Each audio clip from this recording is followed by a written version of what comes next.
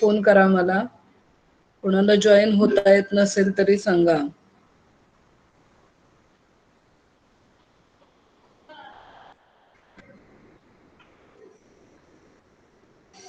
गेल्या वेळेला आपण पेंटोज फॉस्फेट पाथवे पर्यंत बघून झालेलं आहे. बॅक्टेरियल सेलला गरजेचे 2 कंपोनंट असतात. एक म्हणजे NADPH2 की जो वेगवेगळ्या बायोसिंथेसिस साठी लागतो. फॅटी ऍसिड असेल किंवा अमायनो ऍसिडच्या GDH ऍक्टिव्हिटीसाठी असेल, तर ह्या सगळ्या ऍक्टिव्हिटीसाठी लागणारा NADPH2 मॉलिक्यूल आणि रायबोन नावाची शुगर ही तयार करण्यासाठी हा पाथवे ऑपरेट होतो. त्याचा सिग्निफिकन्स, त्याच्या पाथवे बद्दल आपण माहिती गेल्या लेक्चरला बघून झालीये.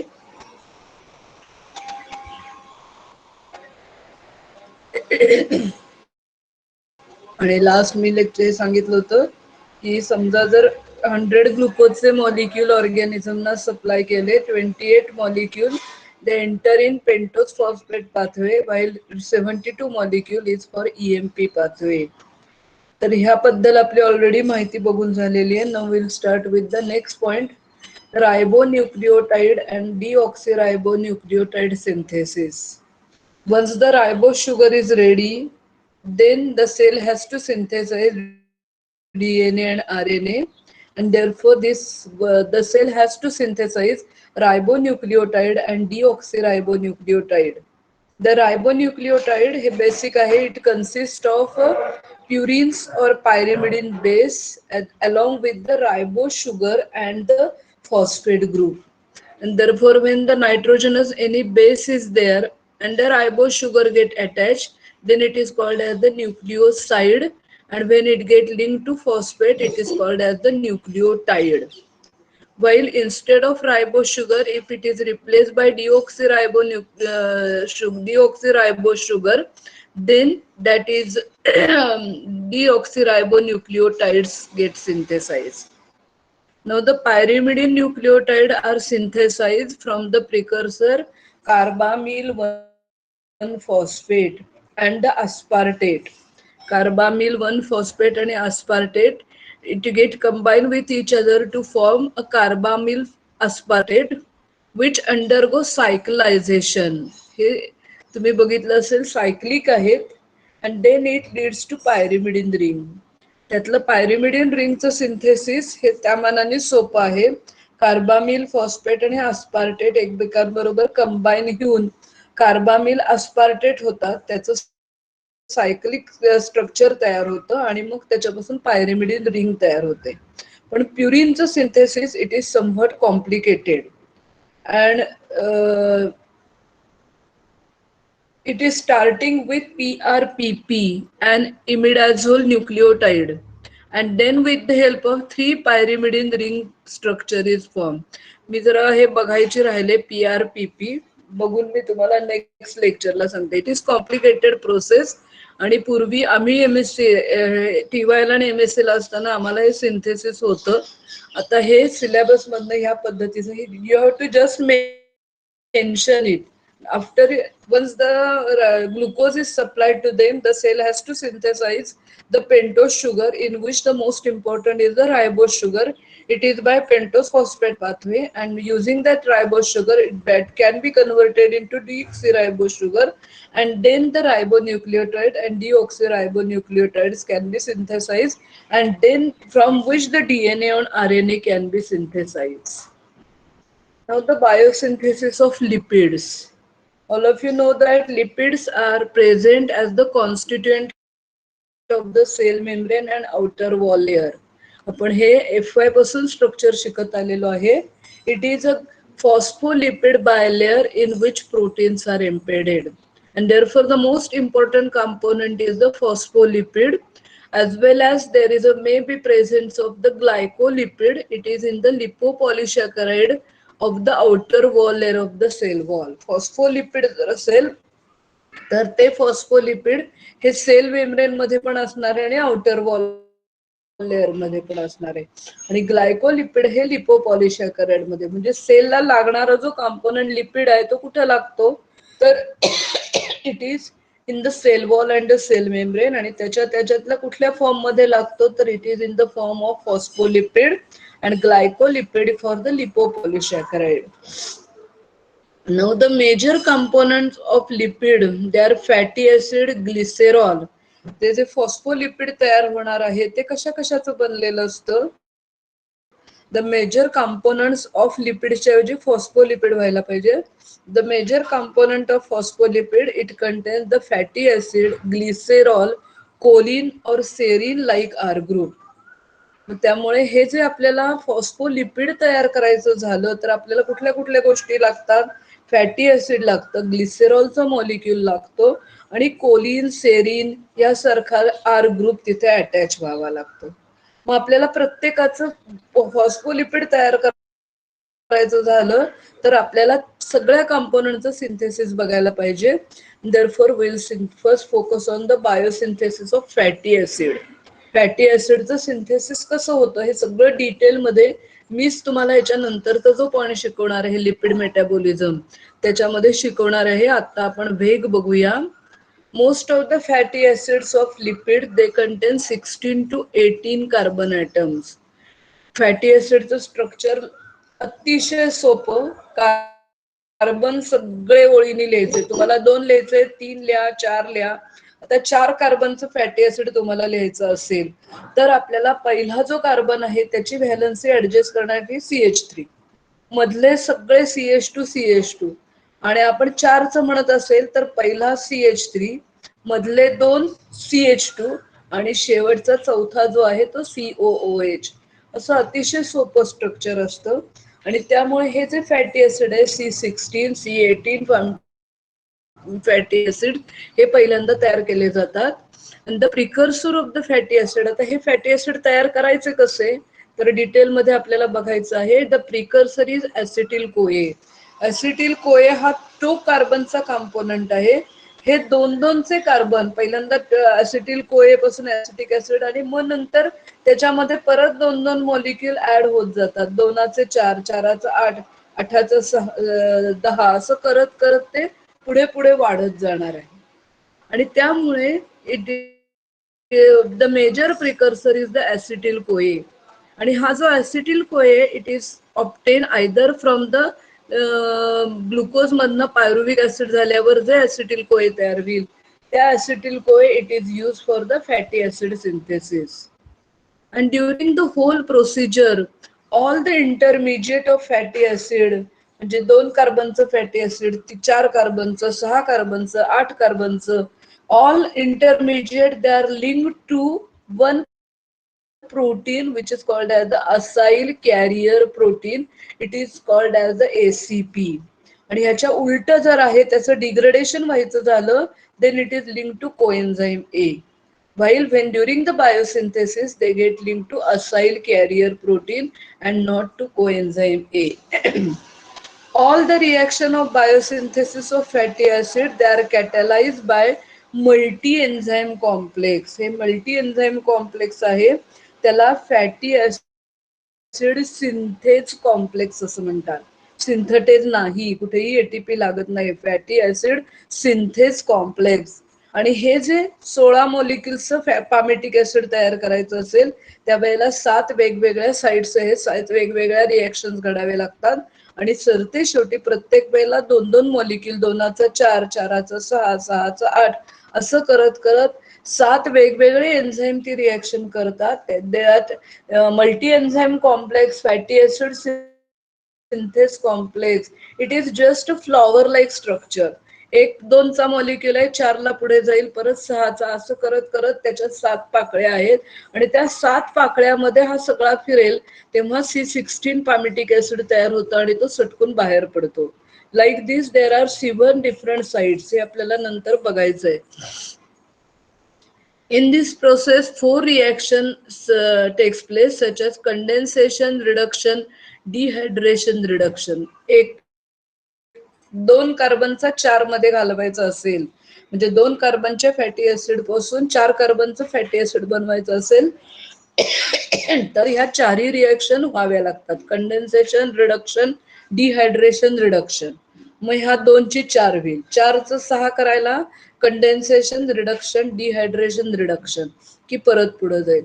सगळे सॅच्युरेटेड फॅटी ऍसिड्स तयार व्हायला this four reaction they are repeatedly these four reactions they are repeated and the length is increased by 2 carbon unit.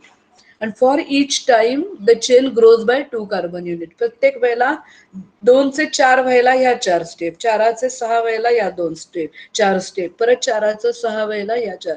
अशा पद्धतीने हे सगळं होत होत जेव्हा 16 मॉलिक्यूल तयार होतं, the process is continued until the formation of palmitic acids. हे 16 फॅटी ऍसिड तयार झालं की प्रोसेस थांबते आणि परत एकदा 2 पासून ऍसिटिल कोए पासून सुरुवात होते. Like this the whole fatty acid they are synthesize in the cell. आता आपल्याला हे जे तयार झालेलं फॅटी ऍसिड आहे, आपल्याला फॉस्फोलिपिड तयार करायचं आहे. तर फॉस्फोलिपिड तयार करायला आपल्याला लागणार आहे ग्लिसेरॉल. ते ग्लिसेरॉल म्हणजे ऍक्च्युअली ग्लिसेरॉल 3 फॉस्फेट लागतो. तर ग्लिसेरॉल कसं तयार केला जातो?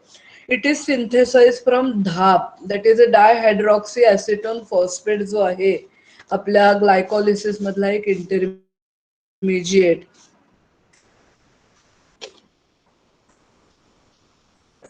ग्लिसेरॉल 3 फॉस्फेट हे धाप मॉलिक्यूल पासून तयार होतं. हा ईएमपी मधला एक इंटरमिजिएट आहे. डायहायड्रॉक्सी ऍसिटोन फॉस्फेट कीटोन ग्रुप आहे. तो रेड्यूस झाला की त्याचं ग्लिसेरॉल 3 फॉस्फेट मध्ये कन्व्हर्जन होतं. आणि आता फॅटी ऍसिड फॉस्फोलिपिडचं आपल्याकडे मॉलिक्यूल कुठले कुठले तयार झालेत? फॅटी ऍसिड तयार झालं, ग्लिसेरॉल 3 फॉस्फेट तयार झालं. तर सिंथेसिस कसं होतं F5 पासूनही आपण शिकलेलं आहे. Glycerol is the 3 carbon compound where carbon number 1 and 2 they are esterified with long chain fatty acid, while at carbon number 3 which is a phosphorylated, from that phosphate hydrogen from phosphate it is replaced by any organic residue like choline, serine, इथेनॉलामाइन etc. आपण इथे बघितलं तर तुम्हाला कळेल दिस is the ग्लिसेरॉल structure. 3 कार्बनचा ग्लिसेरॉल ही हे आहे. याच्यामध्ये एक एच रिप्लेस होऊन तयार होतं ग्लिसेरॉल 3 फॉस्फेट. हे धाप मॉलिक्यूल पासून तयार होतं. धापचं स्ट्रक्चर आहे CH2OH C double bond O CH2OP. आणि इथे फक्त 2 हायड्रोजन्स घातले की ग्लिसेरॉल 3 फॉस्फेट धाप पासून तयार होतं. इट इज फ्रॉम किंवा ग्लिसेरॉल पासून सुद्धा तयार होऊ शकतं फॉस्फोरायलेशननी किंवा धाप पासून सुद्धा तयार होऊ शकतं. Now these are the 3 carbon of the glycerol 3 phosphate. Carbon number 1 is esterified with long chain fatty acid. Carbon number 2 is esterified with the long chain fatty acid. While at carbon number 3 phosphate is there. Phosphate it contains H3PO4 and that H is replaced by any one organic compound like serine, ethanolamine, choline. आणि मग त्याच्यावरून त्याचं नाव पडतं फॉस्फोटिडिल इथेनॉलामाइन, फॉस्फोटिडिल choline. अशी ही phospholipids वेगवेगळ्या पद्धतीने सेलमध्ये तयार होतात. सर्वांना कळलंय का बघा? फॉस्फोलिपिड कुठे लागणार आहेत आपल्याला? सेल मेम्ब्रेन मध्ये phospholipid bilayer in which proteins are synthesis as well as outer wall layer of the gram negative cell wall. मग त्या फॉस्फोलिपिड साठी तीन कंपोनंट लागतात. फॅटी ऍसिड, ग्लिसरॉल 3 फॉस्फेट आणि कोलिन अँड सेरिन सारखे मॉलिक्यूल. त्यातलं fatty ऍसिडचं पहिल्यांदा सिंथेसिस करून घेतलं जातं युझिंग द ऍसिटिल कोए with the help of enzyme. Fatty acid synthase complex. 7 different reactions are there. Ultimately the palmitic acid is produced and the reaction ends. Then there is a second molecule needed is the biosynthesis of glycerol 3 phosphate. DHAP may be converted into glycerol 3 phosphate which is the intermediate of EMP pathway, or glycerol may be phosphorylated to form glycerol 3 phosphate and ultimately the phospholipid they can be synthesized. इथे आपण बघितलंय ग्लिसेरॉल आहे त्याचं phosphorylation केलं जातं. Carbon number 1 and 2 they are esterified CH2O म्हणजे C double bond O C पाहिजे तर CH2 C double bond O esterified long chain आहे. आणि H is replaced by long chain fatty acid. And at carbon number 3 phosphate is there. From the phosphate, H is replaced by any organic molecule residue moiety, which is depends upon that moiety. The phospholipid is named phosphatidyl serine, phosphatidyl ethanolamine, phosphatidyl choline. या पद्धतीने हे phospholipid तयार करून घेतले जातात. पुढचा point आहे formation of carbohydrate. Ma'am हा बोल. वेटिंगवर आहे स्टुडंट. ओके.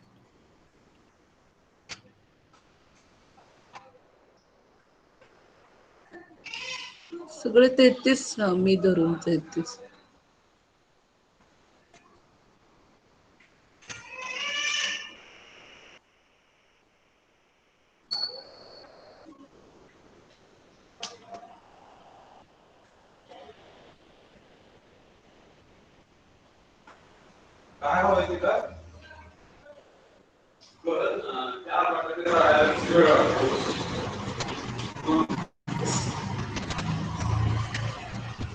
आले का?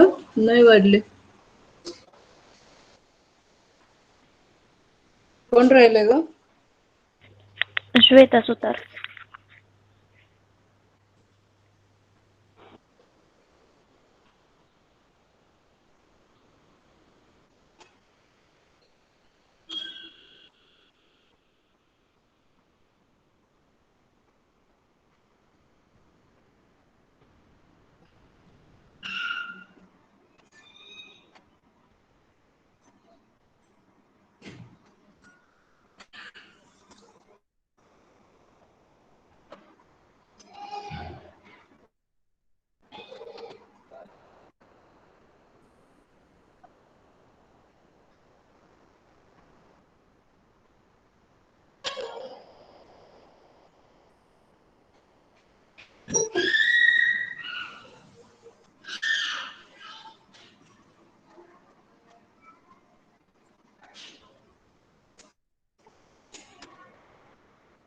ठीक आहे. आता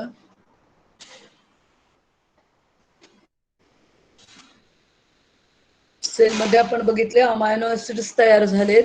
म्हणजे डीएनए आरएनए साठीचे न्यूक्लिओटाइड्स तयार झालेले आहेत. फॉस्फोलिपिड्स तयार झालेले आहेत. लिपोपॉलिसॅकराइड तयार झालेले आहेत. आता आपल्याला सेलमध्ये कार्बोहायड्रेट्स तयार करायचे आहेत. When the glucose is the carbon source for E. coli, many hexoses and pentoses they are required for the cell. For example सेलला काय काय लागतं वेगवेगळ्या कंपोनंटसाठी. Glucose 6 phosphate, fructose 6 phosphate, fructose 1,6 bis phosphate, रायबोज 5 phosphate, रायबिलोज, झायल्युलोज हे वेगवेगळे आपल्याला कंपोनंट तिथे सेलमध्ये तयार होतात. आयदर बाय ईएमपी पाथवे और पेंटोज फॉस्फेट पाथवे.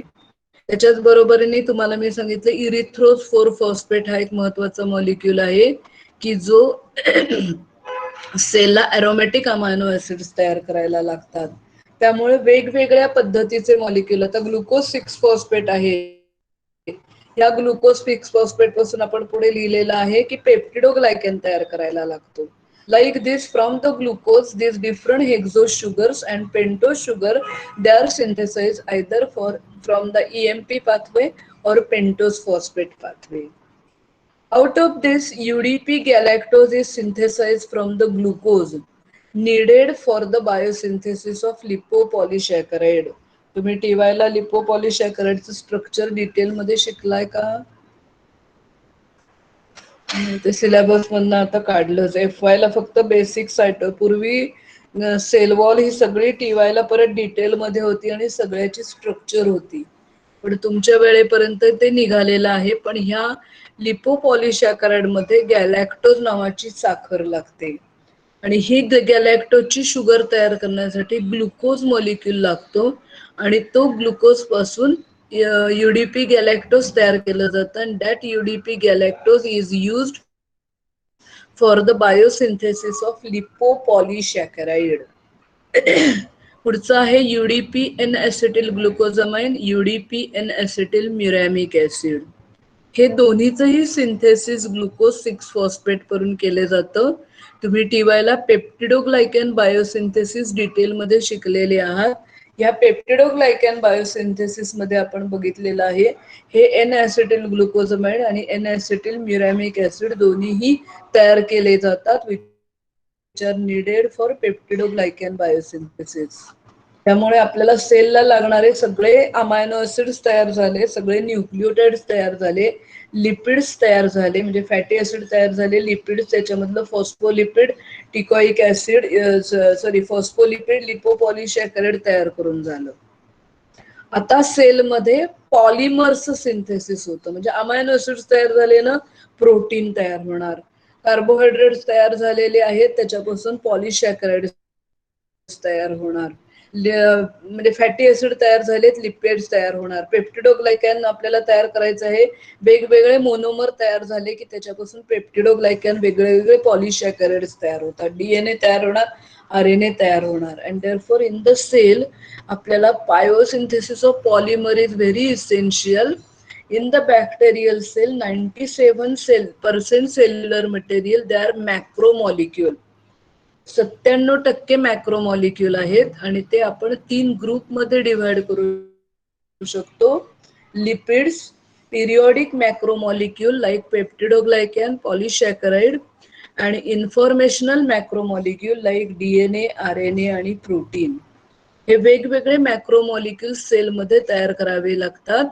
त्यातले आपण एक एक एक एक बघूया. The synthesis of lipid. It is not the true macromolecule. हा काही मोनोमर्सची लॉंग चेन नाहीये.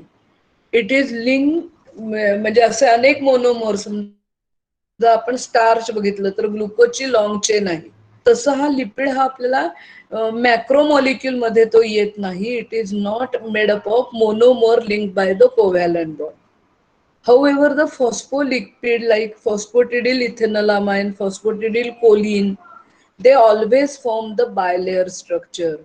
हे लिपिड जे ऍक्च्युअली मॅक्रोमॉलिक्युल आपण सिंथेसिस ऑलरेडी बघितलेलं आहे, परंतु ते सेलमध्ये येताना it is the phospholipid always in the bilayer structure. हे इथं आपण दाखवलेलं आहे. It is forming a bilayer structure. It is having each phospholipid is made up of 2 parts, head and tail. त्यामुळे एक क्षणभर आपण जर मागे गेलो तर हा जो मॉलिक्यूल आहे, मी आता हे गोल काढती आहे, हा गोल जो आहे इट इज अ हेड. ही साखर आहे, फॉस्फोरायलेटेड साखर आहे. हा हेडचा पार्ट आहे आणि आता मी जे गिरवती आहे हा टेलचा पार्ट आहे. It is a tail. त्यामुळे हा हेड आहे, साखर आहे, तो हेडचा पार्ट आहे, आणि ही लांगचेन फॅटी ऍसिड हे सगळे टेलचा पार्ट आहे. त्यामुळे आपल्याला सर्वांना माहिती, साखर पाण्यात विरघळते, त्याच्यामुळे it is a hydrophilic in nature. While the lipid, त्याला पाण्यामध्ये ते विरघळत नाहीत, सोल्युबल नाहीत, म्हणून ते hydrophobic in nature.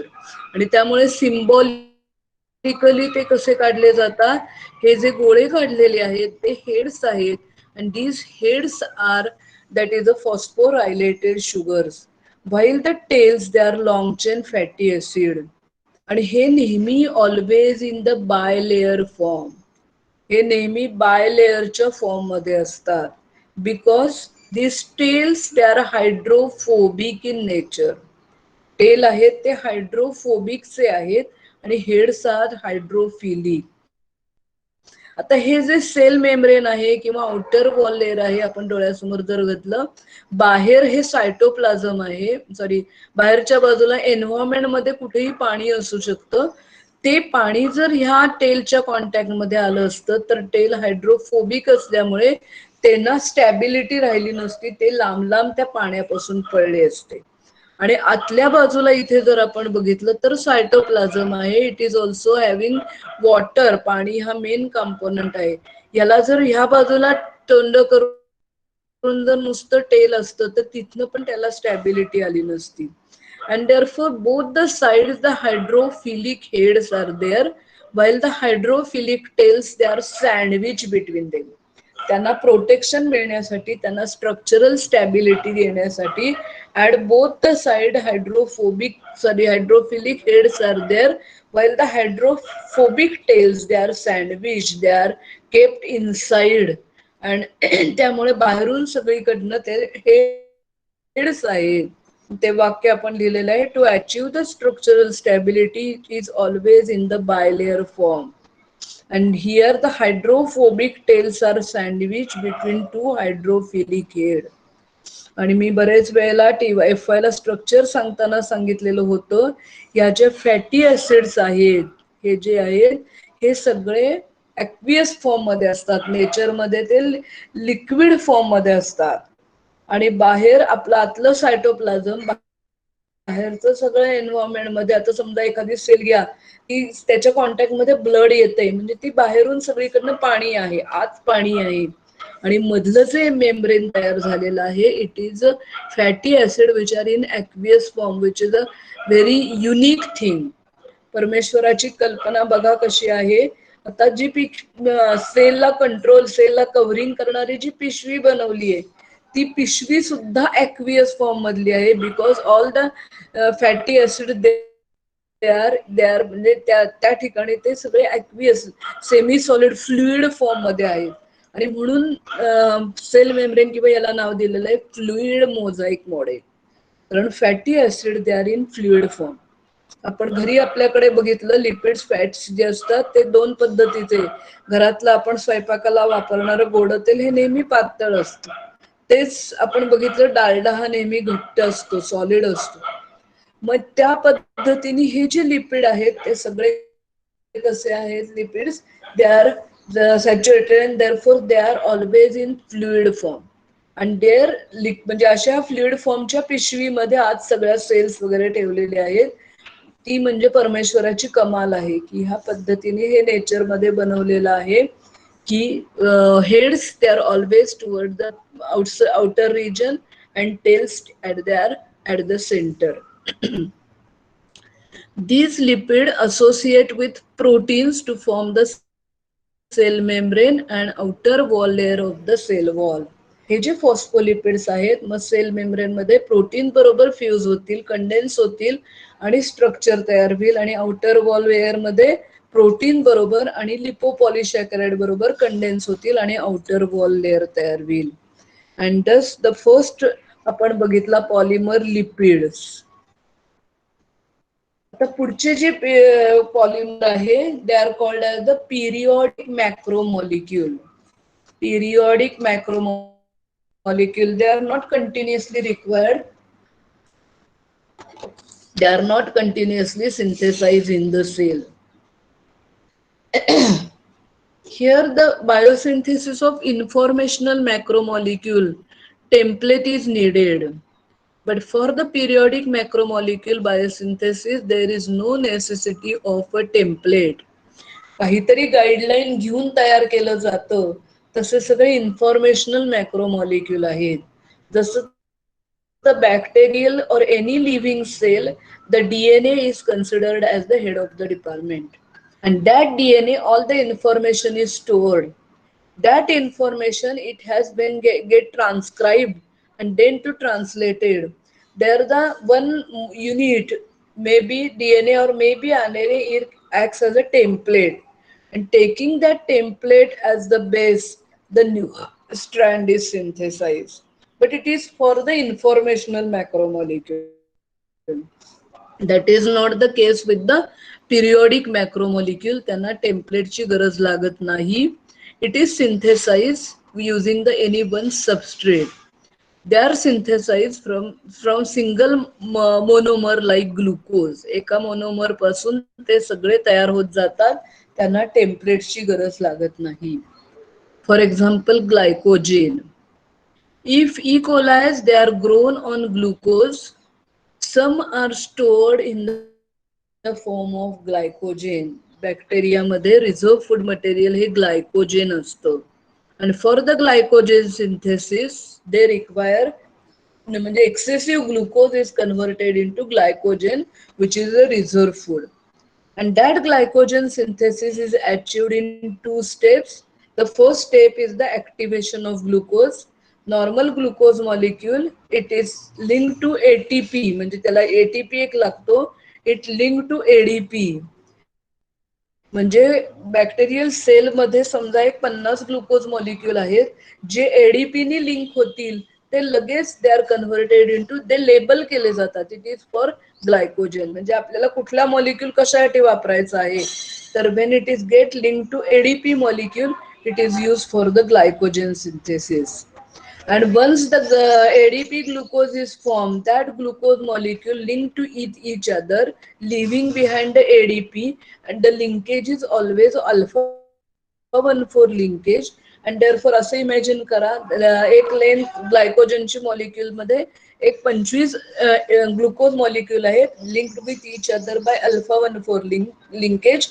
Then 26 glucose get added from the ADP glucose. ADP glucose मधला 26वा ग्लुकोज तिथे टाकला जाईल. There is a formation of alpha 1 4 linkage between the 25th and next coming 26th. And the length of the glycogen is increased by one glucose molecule, ADP is made free. त्यामुळे जेव्हा सेलमध्ये glycogen synthesis व्हायचं असेल, त्यावेळेला ग्लुकोजला पहिल्यांदा labelling करून घेतलं जातं, ते फिक्स करून घेतले जातात, रिझर्व करून घेतले जातात. कुठल्या फॉर्म मध्ये रिझर्व होतात, तर एडीपी ग्लुकोजच्या फॉर्म मध्ये. आणि once they are converted into ADP glucose, they are utilized only for the glycogen synthesis, and then they are transferred to the growing end of the glycogen, and the linkage is always alpha 1 4. आपल्याला सगळं detail नाही लिहायचंय, short मध्ये हे सगळं लिहायचंय. Now the biosynthesis of cell wall. E coli बद्दल आपण लिहितोय, it is a gram negative having bilayered cell wall. Inner is the peptidoglycan layer and outer wall layer. त्यातला outer wall layer आपला ऑलरेडी बघून झालेला आहे. Therefore we'll focus on the peptidoglycan. Peptidoglycan is formed, is from the synthesized from the two building blocks. दोन molecule त्याला लागतात, UDP and acetyl glucosamine, UDP and acetyl muramic acid. इथे सुद्धा molecule तयार होताना ग्लुकोज पासून पहिल्यांदा तयार होतो. ग्लुकोज पासून तो लिंक युडीपी ला होईल, युडीपी ला लिंक झाला की डोळे झाकून तो पेप्टिडोग्लायकॅनला वापरायचा आहे. युडीपी एन ऍसिटिल ग्लुकोजामाइन हा पहिल्यांदा तयार करून घेतला जातो. UDP N acetyl muramic acid, तुम्ही गेल्या वर्षी टीवाय मध्ये हे डिटेल शिकलेले आहात. Both this precursor they are synthesize in the cytoplasm. The peptidoglycan is the only reaction. Peptidoglycan synthesis is the only biosynthetic reaction in the cell which is occurring at three different regions. The one side is the cytoplasm, second side is the cell membrane, and third is the outer side. The first in the cytoplasm, these two monomers building blocks are produced, that is a UDP and acetyl glucosamine, UDP and acetyl muramic acid. They are synthesized in the cytoplasm. Then N-acetyl muramyl pentapeptide, हे जे आहे, it is first added to the cell membrane. तेथे मध्ये एक cell membrane मध्ये lipid carrier आहे. It is only a special thing in the peptidoglycan biosynthesis. तुम्ही इतर सगळीकडे सर्वत्र जर कॅरियर मॉलिक्यूल सेल मेम्ब्रेन मधला बघितला, तर तो नेहमी प्रोटीन आहे. ही एकमेव स्टेप अशी आहे, एकमेव बायोसिंथेटिक रिएक्शन अशी आहे की जिथे लिपिड कॅरियर लागतो. C55 लिपिड कॅरियर असं म्हणतात त्याला, किंवा अंडी कॅप्रिनिल ट्रान्सफरेजेस असं सुद्धा नाव आहे. यातलं एमसीक्यू ला हे येऊ शकतं. Undecaprenyl transferases is the lipid carrier present in the cell membrane. तो सेल मेम्ब्रेन मध्ये लिंक असताना त्या मॉलिक्युलला it get first attach with the N-acetyl muramic acid. Then the pentapeptide side chain, that is 4 amino acid, 5 amino acid they are added. L-alanine, D-glutamic acid, L-lysine, D-alanine, D-alanine तिथे add होतात. आणि ही पेंटापेप्टाइड side chain इथे असतानाच the N-acetyl glucosamine also get linked to that lipid carrier, म्हणजे त्या lipid कॅरियरला N acetyl muramic ऍसिडचं linkage झालेलं असताना त्या म्युरॅमिक ऍसिडच्या डाव्या बाजूला एन ॲसिटिल ग्लुकोजमाइनचं ऍडिशन सुद्धा होतं at the cell membrane. And thus in the cell membrane, disaccharide with the pentapeptide side chain, they are synthesized in the cell membrane. आत फक्त मोनोमर सगळे तयार करून घेतलेत. एक N acetyl ग्लुकोजमाइन, N acetyl म्युरॅमिक acid, सगळे अमायनो ऍसिड तयार आहेत.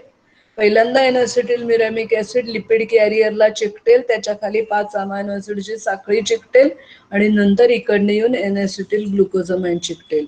असा हा डायसॅकराइड unit with the pentapeptide side chain then passes out, leaving behind the that is a undecaprenal transferase lipid carrier. हा पायरोफॉस्फेट मधनं असतो, तो ऑर्थोफॉस्फेट मध्ये आत जातो. इथे एक एन्झाईम, सॉरी, एक अँटीबायोटिक इथे इनहिबिट करू शकतो. आठवतंय का बघा तुम्हाला. The whole disaccharide unit then pass out outside the cell and then it is added to the growing end of the peptidoglycan. पेप्टिडोग्लायकॅनची जी ग्रोईंग एंड आहे, ट्रान्सपेप्टायडेशनची रिॲक्शन होते आणि ह्या ट्रान्सपेप्टायडेशन रिॲक्शन मध्ये फक्त हे पहिला जो डायसॅकराइड मॉलिक्यूल आहे त्याला हा लिंकनी जोडला जातो. ट्रान्सपेप्टायडेशन, द क्रॉस लिंकिंग और transpeptidation occurs outside of the cell where ATP energy बाहेर, सेलच्या बाहेर काही अवेलेबल असणार नाही, but it uses the energy stored in the peptide bond. Peptide bond मध्ये असणारी एनर्जी वापरून तो ट्रान्सपेप्टायडेशनची प्रोसेस करतो.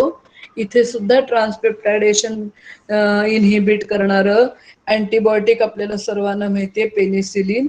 आणि त्यामुळे ही स्टेप जी आहे it is taking place outside the cell. त्यामुळे पेप्टिडोग्लायकॅन तुम्ही गेल्या वर्षी शिकलेले आहात, तेच आपल्याला परत इथे थोडक्यात सांगायचं आहे. पहिले मोनोमर सगळे सेलमध्ये तयार होतात, सायटोप्लाझम मध्ये तयार होतात, नंतर लिपिड कॅरियर प्रोटीनला लिंक होऊन डायसॅकराइड विथ द पेंटापेप्टाइड तयार होतं आणि मग ते सगळं बाहेर जाऊन क्रॉस ब्रिजेस होतात, म्हणजे त्याच्यामध्ये ट्रान्सपेप्टायडेशन होतं, क्रॉस लिंकिंग होतं आणि it is for that purpose the energy in the from the peptide bond stored in the peptide bond it is used. Peptidoglycan बघितलं. आता आपल्याला बघायचंय synthesis of informational macromolecules. Synthesis of informational मॅक्रोमॉलिक्युल्स.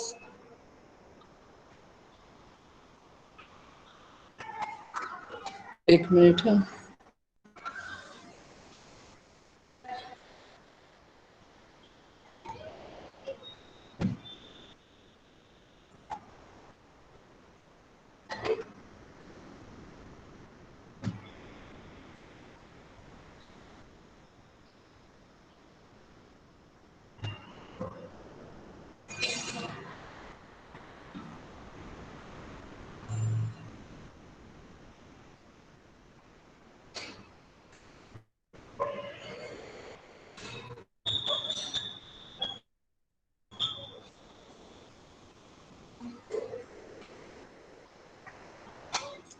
For the synthesis of macromolecule like peptidoglycan, glycogen, only any enzyme or the substrate is needed. फक्त एखादं enzyme, एखादा substrate लागणार आहे.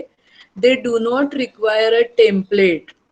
त्यांना कधीही टेम्पलेट लागणार नाही to bring the building block together. But for biosynthesis of informational macromolecule like DNA, RNA and protein, the templates are required to bring about the building block together in appropriate sequence. DNA वरचा जो sequence आहे त्यानुसार RNA तयार होणार आणि mRNA वरच्या sequence नुसार, त्याच्या जेनेटिक कोड नुसार अमायनो ऍसिड म्हणजे प्रोटीन्स तयार होणार आहेत. त्यामुळे तो स्पेसिफिक प्रिसाइज सिक्वेन्स येण्यासाठी इन्फॉर्मेशनल मॅक्रोमॉलिक्यूल साठी डीएनए, आरएनए आणि प्रोटीन साठी टेम्पलेट गरजेचं आहे. DNA serves as a template for both DNA and RNA. DNA तयार व्हायचा असेल, डीएनए सिंगल स्ट्रँडेड डीएनए हा टेम्पलेट म्हणून ऍक्ट होऊ शकतो for synthesis of DNA as well as RNA. while the RNA serves as a template for protein synthesis. mRNA हा template म्हणून act होतो प्रोटीन सिंथेसिस मध्ये. हे तुम्ही गेल्या वर्षी हे सगळं शिकलेले आहात. DNA synthesis, it is also called as a DNA replication. याला DNA replication असं म्हणतात. In this process, two strands of DNA get separated from each other. Now, all of you know that in the bacterial cell E. coli, DNA is a double-stranded circular DNA. आणि तो double standard circular DNA जो आहे त्या प्रोसेसमध्ये आपल्याला काय करायला लागणार आहे, the two strands has to be separated from each other आणि each strand now acts as a template. प्रत्येक स्ट्रँड हा टेम्पलेट्स म्हणून ऍक्ट होणार आहे. And the new strand, these two strands which are get separated from each other, they are called as the parental strand. And then the daughter strands are synthesized using the parental strand as a template. New strand or daughter strand, they are synthesized using the parental strand as the template. The process is catalyzed by the enzyme DNA dependent DNA polymerase. ह्या एन्झाईमच्या मदतीने हे synthesis होतं. Last year आपण शिकलेलं आहे replication always begins at the specific point, specific site, which is called as the oric or origin. त्याला Oric किंवा origin म्हणतात. And the replication of both strands are simultaneous. असं होत नाही, समजा हा सर्क्युलर डीएनए आहे, एक स्ट्रँडचं रेप्लिकेशन पूर्ण करत आणलंय आणि मग दुसऱ्या स्ट्रँडचं होतंय, तसं होत नाही. Both the replication begins at a time and these both the replication at both direction. दोन्हीचंही रेप्लिकेशन बोथ डायरेक्शननी होणार आहे, सायमल्टेनियसली होणार आहे and only in 5' to 3' direction. हे नेहमीच 5' to 3' डायरेक्शन मध्ये होणार आहे. आणि गेल्या वर्षी तुम्ही शिकलेले आहात on leading strand replication is continuous manner. Once the म्हणजे प्रायमर तयार झाला, then the replication on the leading strand is continuous manner. But for the lagging strand, as two things are there, both the strand replication simultaneous आहे आणि 5' to 3' असल्यामुळे the second strand replication is in the lagging strand. It is a discontinuous manner.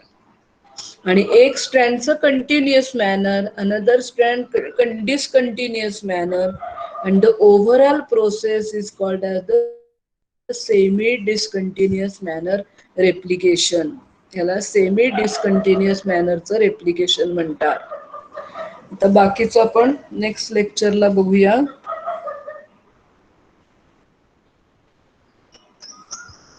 एक 5-10 मिनिटं आहेत.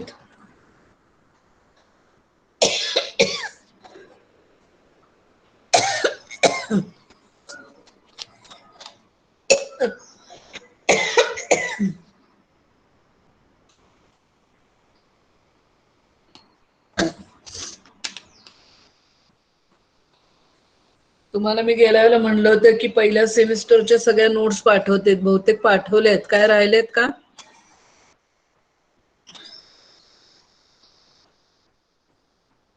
रेश्मा,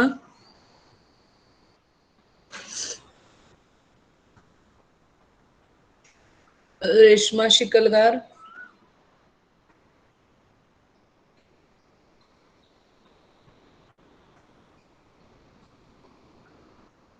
रेश्मा शिकलगार,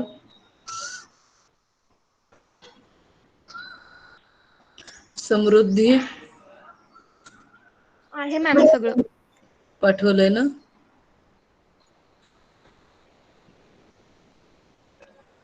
मला रेश्मा शिकलगारशी बोलायचं होतं. कोण आहे ग ही मुलगी?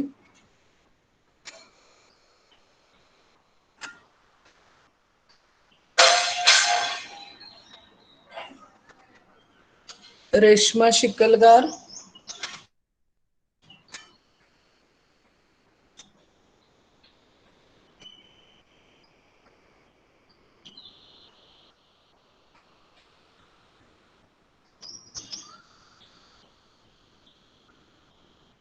मी परत एकदा हाक मारते. रेश्मा शिकलगार.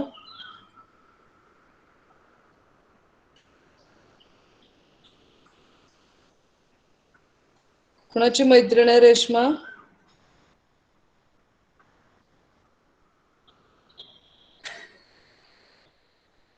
कल्याणी.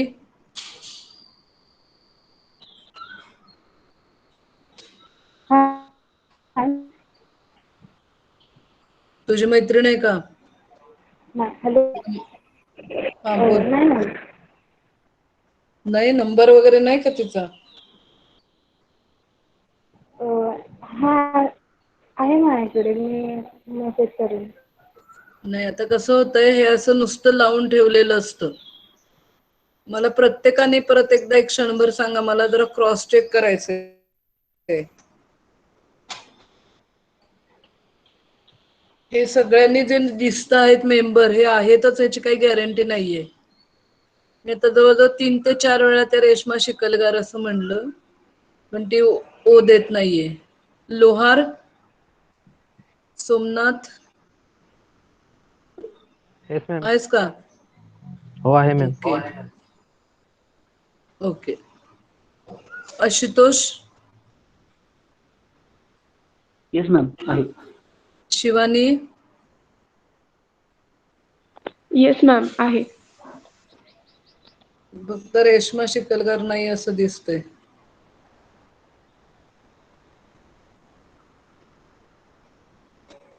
ऐश्वर्या. Aishwarya yes ma'am. आहेस का? समृद्धी. आहे मॅम. म मयुरी. आहे मॅम. श्वेता. Yes ma'am. बघा जेवढे सगळे आहेत त्याने हो म्हणले. रेश्मा शिकलगार अजूनही हो म्हणत नाहीये. कुठलं कॉलेज ग रेश्मा शिकलगारचं?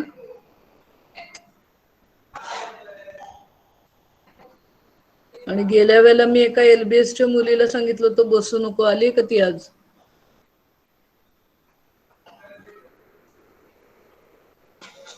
लेट जॉईन झाली होती, मला नाव नाही लक्षात आहे. आहे का? हा मॅम. तूच का? ठीक आहे. हो. असू दे असू दे बस. रेश्मा शिकलगरचं कॉलेज सांगा जरा.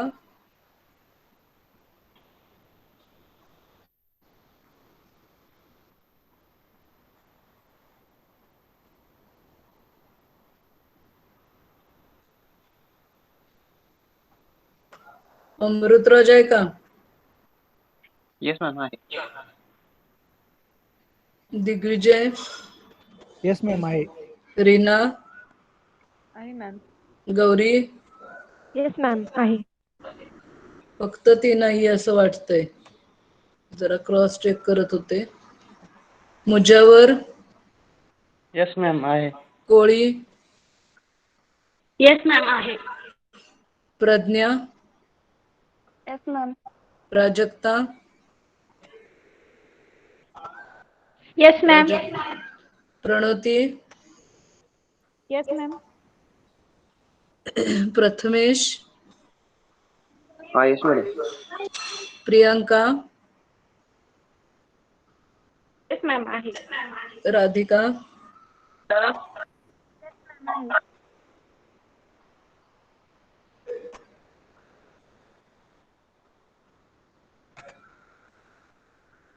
Rajshri. Yes ma'am. Reshma. Rishi. Yes ma'am. Hrishikesh. Yes ma'am आहे.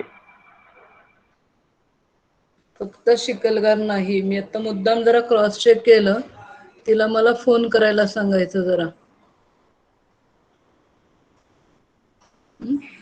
आता एक 2-4 मिनिटं थोडी आधी संपवते मी. 5 मिनिटं जरा रेस्ट घ्या, तर मॅडम जॉईन होतील. आज तुम्हाला एक लेक्चर ठेवलेलं आहे, बघितलं का? सध्याचा सर्वांना जो मानसिक ताण येतो आहे कोरोनामुळे, त्याच्यासाठी वाडीकर मॅडमनी काउन्सिलिंग कमिटी त्यांची आहे, त्यांच्या थ्रू लेक्चर ठेवलेलं आहे. तर दुसऱ्या सेशनला तुम्ही जॉईन व्हायचंय. पहिला सेशन हा फक्त स्टाफ मेंबरसाठी आहे. तर दुसऱ्या सेशनला सर्वांनी 12:30 वाजता जॉईन करायचं आहे. आता 2 लेक्चर होतील, मग जेवण करून घ्या आणि 12:30ला सर्वांनी जॉईन करा. मी आता थांबते 5 मिनिटं आधी.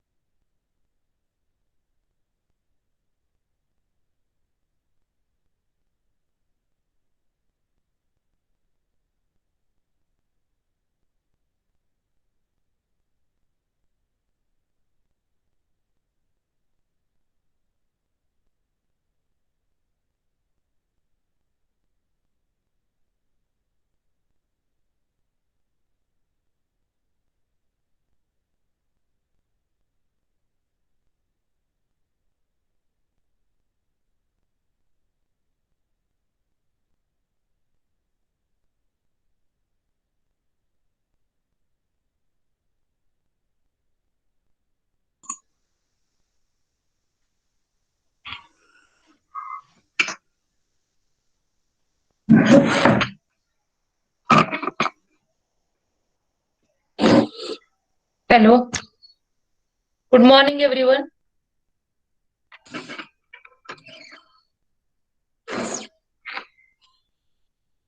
हॅलो, आवाज येतोय का? हा Yes, ma'am. येतोय. हा.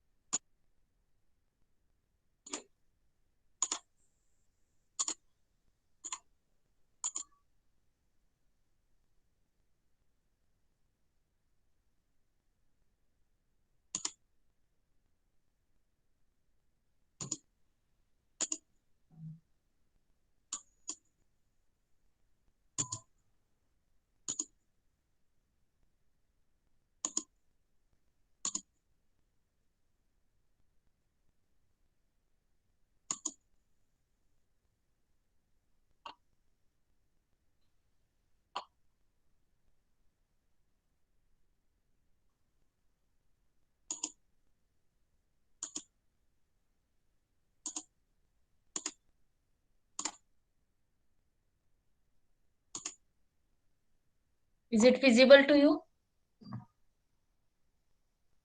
Yes, ma'am. Okay. So yesterday, some of the steps of the transcription in prokaryotes, we have studied about that.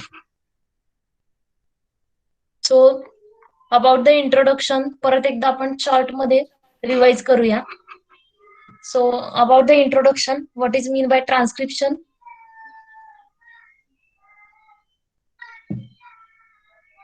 Synthesis of RNA. Yes, it is RNA synthesis. So in this topic, first we have studied about the central dogma.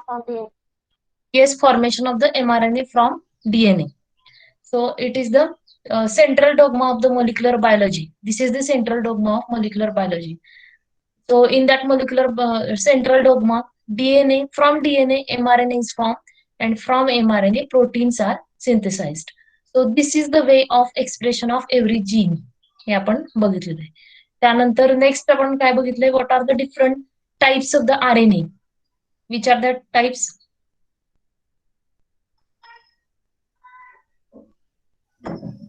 RNA polymerase first, second, and third. No.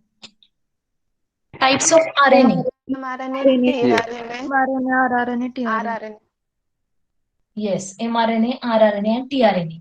So these are the three types of the RNA. Then size of the RNA molecule. Then we have studied about the synthesis of RNA. That is the introduction of the transcription. It is nothing but synthesis of RNA. So the enzyme involved is, which is the enzyme involved in this process? DNA dependent RNA polymerase. Yes, DNA dependent RNA polymerase. And which is the synthesis, direction of synthesis? 5' to 3'. Yes, synthesis कसं होतं नेहमी 5' to 3'. So it is similar to the DNA replication. Then which is the free end and growing end? 3'. end. Yes, 3' OH and 3' end. It is the free end and it is growing end. So 3' OH group, it bring about a nucleophilic attack on the incoming nucleotide. So what is the requirement? What are the requirements of this process, RNA synthesis? DNA template. Yes, DNA template is required. Then CTP, UTP. yes, that is the 4-ribonucleoside triphosphate, ATP, GTP, UTP, and CTP. Then magnesium ions are required, and the enzyme required is DNA-dependent RNA polymerase. So this is the reaction catalyzed. हे आपण बघितलेलं होतं. त्यानंतर next आपण काय बघितलं? In case of E. coli, how many number of enzymes are there? RNA polymerase. 3. In case of E. coli, prokaryotic cell, प्रोकॅरियोटिक मध्ये काय आहे, सिंगल आरएनए पॉलिमरेज आहे आणि युकॅरियोटिक मध्ये 3 आरएनए पॉलिमरेजेस आहेत, आरएनए पॉलिमरेज 1, 2 and 3. तर हे लक्षात ठेवा. इकोलाय मध्ये म्हणजे प्रोकॅरियोटिक मध्ये काय आहे, सिंगल आरएनए पॉलिमरेज आहे आणि त्याचे सब युनिट्स आहेत. There are different subunits of that single RNA polymerase. So the total enzyme is called as a holoenzyme. Holoenzyme कशाला म्हणतात? Which are the subunits? Sigma factor आणि core enzyme. Yes, core enzyme and sigma factor. So, what is the core enzyme? Core enzyme मधले कुठले सब units आहेत?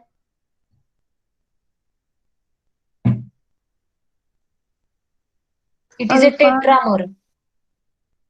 Alpha. Alpha two beta beta. Yes, alpha to beta B dash. So, dimer of this alpha is there and beta and B dash.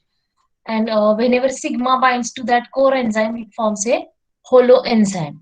तर हे आपण बघितलेलं आहे. त्यानंतर sigma factor बद्दल आपण बघितलं. Sigma factor, it is involved in the what is the role of the sigma? Recognition of promoter. Yes, it is the it recognizes the promoter and it ensures the correct binding of the enzyme to that site. Then in case of eukaryotes, which are the 3 different types of RNA polymerases? First, second and third. Yes, RNA polymerase 1, 2 and 3. And which molecule they synthesize?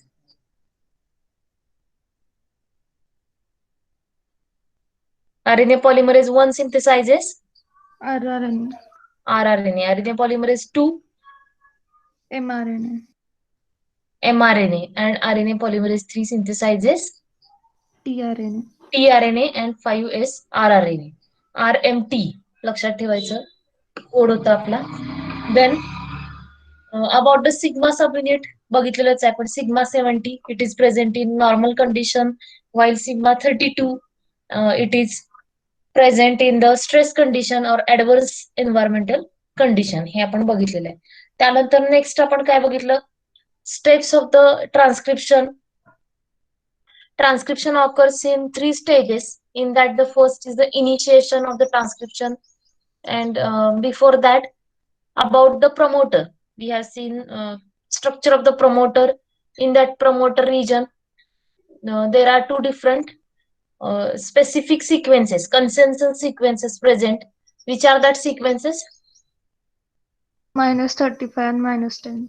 Yes, -10 and -35. So -35 it is called as a, or -10 is called as a Pribnow box. कशाला म्हणतात Pribnow box? Data box. -10. Okay. -10. So the sequence is TA, TA, AT. These are the sequences present. तर आता हे तुम्ही दोन्ही region जर बघितले promoter region मधले, तर त्याच्यामध्ये काय, these are the eighty rich sequences. बरोबर, TA असा त्याचा सिक्वेन्स आहे, त्यामुळे आपण त्याला टाटा बॉक्स पण म्हणतो. And these are the eighty rich sequences. ह्याच्यामध्ये जी आणि सी खूप कमी आहे, एटी बेस पेअरिंग जास्त आहे. So whenever there is a AT base pairing is there, then it is easy to dissociate. म्हणजे जिथे आपल्याला एक्स्ट्रा एनर्जीची गरज आहे किंवा काय म्हणतात डिसोसिएशन इज रिक्वायर्ड, तिथे काय असणार आहे, एटी बेस पेअरिंग आहेत. आणि जिथे स्ट्रॉंग बॉन्डिंग पाहिजे तिथे काय जीसी बेस पेअरिंग बघायला मिळते. बिकॉज जी आणि सी मध्ये 3 हायड्रोजन बॉन्ड आहेत आणि ए आणि टी मध्ये 2 हायड्रोजन बॉन्ड आहेत. Okay, so here is the 80 rich sequences are there. So it is also called as a Pribnow box. Then this is the structure of the Pribnow box and -35 region. And from the transcription start, it always start with +1. हा जो sequence आहे +1, that is the, so from this 1 towards right, there are the upstream or downstream. Which are the sequences? Downstream. Downstream. From +1, there is the downstream sequences starts, and towards left side, these are the upstream sequences. So first step is the initiation. In this initiation step, it is significant in case of these prokaryotes. So in first, there is the binding of the RNA polymerase at the promoter site. First step काय होती? RNA polymerase bind होते at that site or promoter site. Then next step is the DNA melting. Initially, it is a closed binary complex. हे आपण बघितले. In holo enzyme, which is the main factor which is responsible for recognition of the Sigma promoter. It is the sigma factor. Okay, sigma factor first binds, means initially holoenzyme bind, and among that holoenzyme, sigma factor is the main factor which is associated with the promoter region. So initially it is called as a that complex. त्या कॉम्प्लेक्सला काय म्हणतात? RNA polymerase ज्यावेळेला bind होते DNA ला,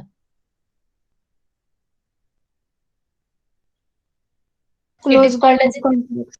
yes, closed binary complex. Why it is called as a closed? Because Unwinding नाही झालं DNA चं. yes, DNA चा अजून अनवाइंडिंग स्टार्ट झालेलं नाही. अँड बायनरी कॉम्प्लेक्स का म्हणले? Because there are the two factors, हे आपण काल बघितलं. Then DNA melting is there, means unwinding occurs. After unwinding, few of the bases, few of the nucleotides, they separate. That is, the DNA is accessible to that RNA polymerase enzyme. ज्यावेळेला डीएनएचं unwinding झालेलं आहे त्यावेळेला त्याला काय म्हणतात? Open binary complex. Then what is abortive initiation? Binding not stable. Yes, means initially RNA polymerase binds, it synthesizes few nucleotide, means it synthesizes few uh, bases of that mRNA, but it is not stable. RNA polymerase dissociate होतो, परत bind होतो. So the initially few bases added, they are not stable, and because of that, the few bases they are removed from that site, and again the enzyme joins. It binds to that region and it synthesizes the few nucleotides. So up to 10 base pairs ज्यावेळेला add होतात त्यावेळेला त्याला काय मिळते? Stability मिळते, आणि त्यानंतर RNA polymerase काय करतो? कंटिन्यू करतो synthesis. So removal of this unstable basis, it is called as a abortive initiation. Then release of the sigma factor is there. This is a important step. Release of the sigma factor from that location. Only the core enzyme remains. तिथे काय राहते? Core enzyme राहते. And the process is called as a promoter clearance. त्या प्रोसेसला काय म्हणतात? Promoter clearance म्हणतात. So this is about the initiation in prokaryotes. Then about the elongation we have studied. So in the elongation step, there is the enzyme moves over that DNA molecule, and there is the addition of the ribonucleotides complementary to the DNA molecule. DNA template जे use केलं जाते त्याला complementary basis add होत जातात, बरोबर आहे. And the synthesis in which direction is there? 5 to 3 prime. 5 prime to 3 prime. Yes, 5 dash to 3 dash. So 3 prime end is the growing end, and finally there is the formation of the RNA DNA hybrid. इथे काय तयार होते? RNA आणि DNA hybrid तयार होते. म्हणजे एका साईडला अनबाइंडिंग होतं आणि एका साईडला काय होते? तिथे सिंथेसिस सायमल्टेनियसली सुरू राहते. So there is the formation of the mRNA molecule in this elongation step, and after that there is the termination is there. So which are the two mechanism in the termination? Row dependent and row independent. Yes, row dependent termination is there and row independent termination is there. So row independent आपण बघितलेलं first. So how it occurs? Hairpin बनतं. Yes, there is the formation of the hairpin loop. काल आपण काय बघितलं? Diagram बघितलेली. In that the hairpin loop formation is there, and why these hairpin loops are formed? तिथे GC complementary sequence असेल आणि नंतर अनकॉम्प्लिमेंटरी सिक्वेन्स असेल त्यामुळे तिथे लूप फॉर्म होईल. लूप फॉर्म झालं, पण हे का झालं तिथे हेअरपिन लूप म्हणजे हेअरपिन का तयार झाली because of some of the complementary sequences. Okay, uncomplementary पेक्षा इथं सिग्निफिकंट काय तर कॉम्प्लिमेंटरी सिक्वेन्सेस जे आहेत ते इम्पॉर्टंट आहेत. लक्षात येते का?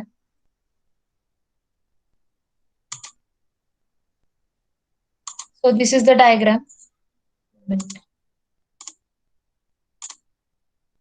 ओके, काल आपण हे बघितलं त्याच्यामध्ये काय base sequences at the end of the mRNA.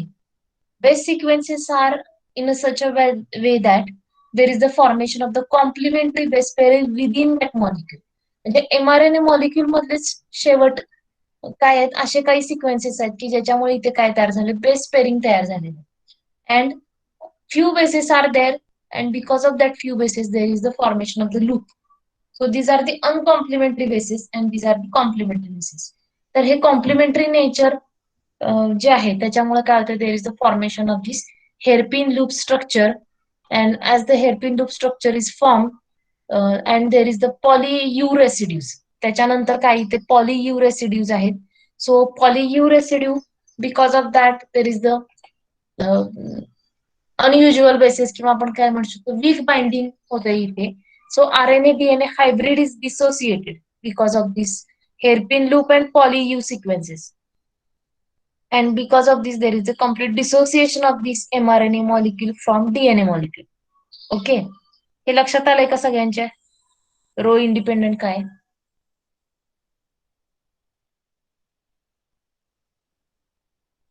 हो मॅम. समजलं नाही? यात काही शंका आहे का? नाहीये. ठीक आहे. अँटीसेन्स स्ट्रँड कशाला म्हणतात?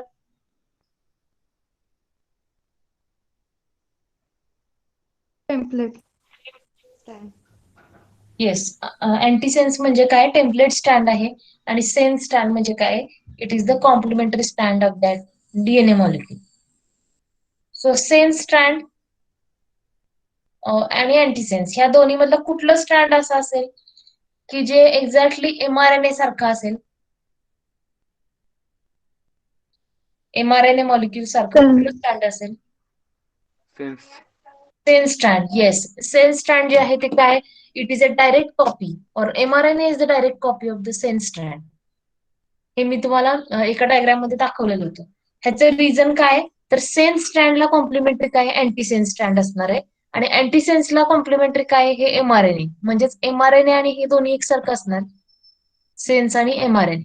फक्त डिफरन्स काय दोन्ही मधला?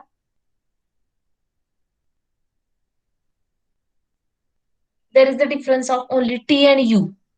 एच्या बरोबर T पेअर होतो DNA मध्ये आणि mRNA मध्ये काय एच्या ऑपोजिट U ऍड होतो that is uracil is there.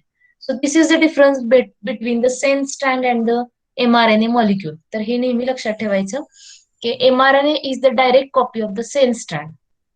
Only the difference of T आणि U. समजलं काय? म्हणजे A is equal to B, B is equal to C, तर A is equal to C. हे जे इक्वेशन आपण नेहमी बघतो ते तसंच आहे हे.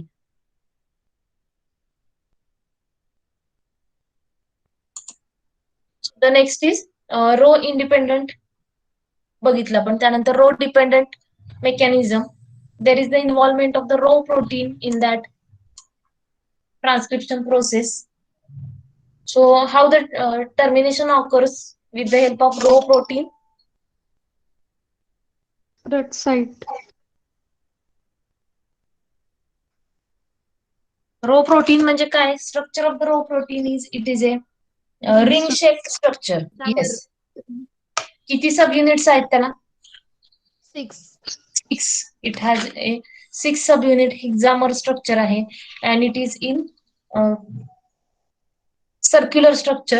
So ring shaped structure, it bind at a specific sequence and that is called as a rut site. बरोबर, कुठे बाइंड होतोय तो रट साइटला बाइंड होतोय. So when it binds to that rut site, then there is the Dissociation. dissociation occurs. Why the dissociation occur? Because there is the double helical RNA polymerase. It halts at that site. RNA polymerase ची movement जी आहे ती काय होते, stop होते because of this binding of rho protein. So this is the diagram. हे आपण last time बघितलेली होती. So rho recognition site is there or rut site is there. So there is the formation of rut site. At that site, there is the binding of the hexameric protein, rho protein, and because of this rho protein, there is the rho protein. It moves along this DNA molecule. So it moves towards the 3' end. हे आपण काल बघितलं होतं. Rho protein काय होते, move होते 3' end कडे, and RNA polymerase it blocks or this rho protein blocks the site. RNA polymerase cannot move further.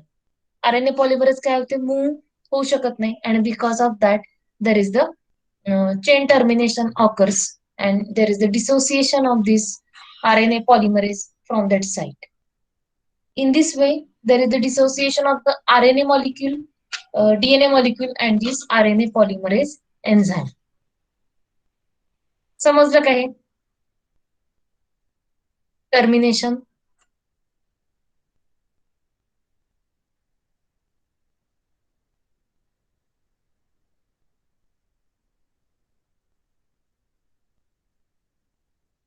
So this is about the RNA synthesis in prokaryotes. Last time आपण बघितलेलं होतं. तर यात काही शंका आहे का?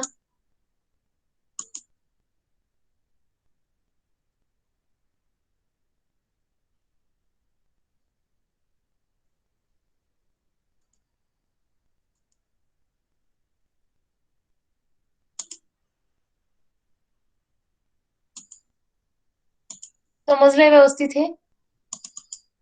हो मिस. हे इम्पॉर्टंट आहे म्हणून आपण पुन्हा पुन्हा हे रिवाइज करतोय. काही समजलं नसेल तर विचारा आत्ताच.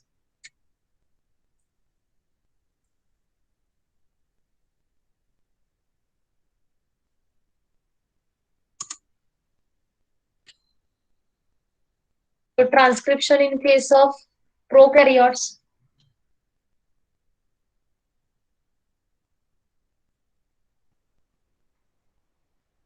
Sorry, in case of eukaryotes आपण बघणार आहे आता. So some of the steps, these are similar to the prokaryotes. Transcription in eukaryotes, it is similar to the to that of the prokaryotes. Only the difference of the enzyme and some of the factors are there. So the enzymes involved in the eukaryotic transcription process, these are the RNA polymerase 1, RNA polymerase 2, and RNA polymerase 3. So 3 different RNA polymerase, they are responsible for synthesis of the different types of eukaryotic genes. So RNA polymerase, in case of eukaryotes, out of these 3, RNA polymerase 2 is more significant because it synthesizes the mRNA. बरोबर, म्हणजे आपल्याला जी transcription process main आपण जे बघतोय तर त्याच्यामध्ये significant कुठली आहे तर synthesis of mRNA. Because genes are central dogma जर आपण बघितलं तर त्याच्यामध्ये काय, from DNA there is the formation of mRNA and from mRNA there is the formation of the proteins. So the significant process कुठली असणार आहे, synthesis of the mRNA is more significant. So RNA polymerase 2 is mainly involved in the synthesis of the mRNA. बरोबर आहे. पहिला जो आहे RNA polymerase 1 तो कशामध्ये इन्व्हॉल्ड आहे, rRNA मध्ये involved, formation of the rRNA. Second is involved in the formation of the mRNA and third is in the formation of the tRNA. हे दिसते का तुम्हाला? 1-2 मिनिटं शेअर करते.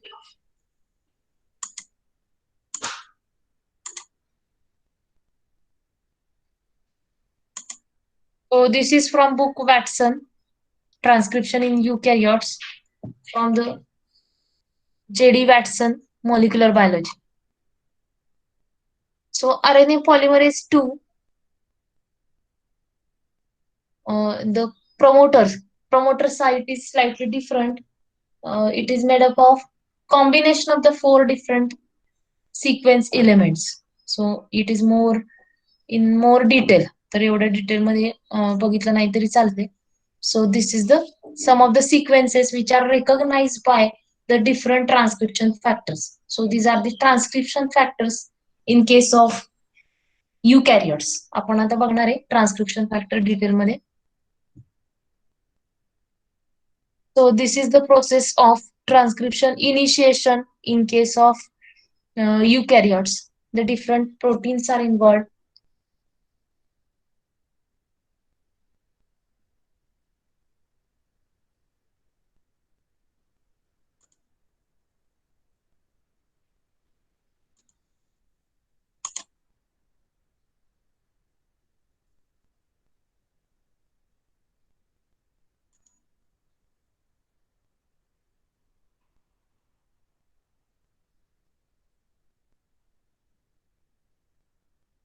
So there is the promoter region similar to the prokaryotes, and that promoter region it has a -10 and -35 sequence, and it is called as a Tata box, just similar to the eukaryotic cell. So these are the transcription factors which are involved in the eukaryotic cell. So transcription factor bind to the DNA at a specific promoter site, just similar to the prokaryotic cell. There is the binding of the transcription factor to the DNA at a specific promoter site, and it is independent of the RNA polymerase. म्हणजे आता आपण प्रोकॅरिटिक मध्ये काय बघितलं, RNA polymerase होलो enzyme जे आहे ते directly जाऊन त्या साईटला बाइंड होते प्रमोटरला.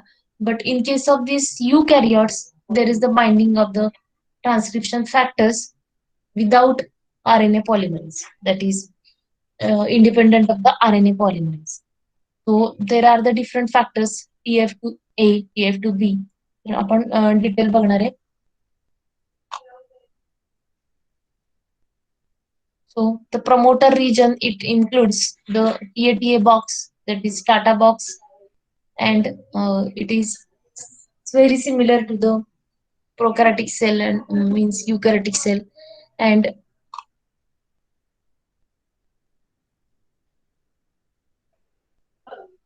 the Pribnow box is there, which is also called as a -10 Pribnow sequence.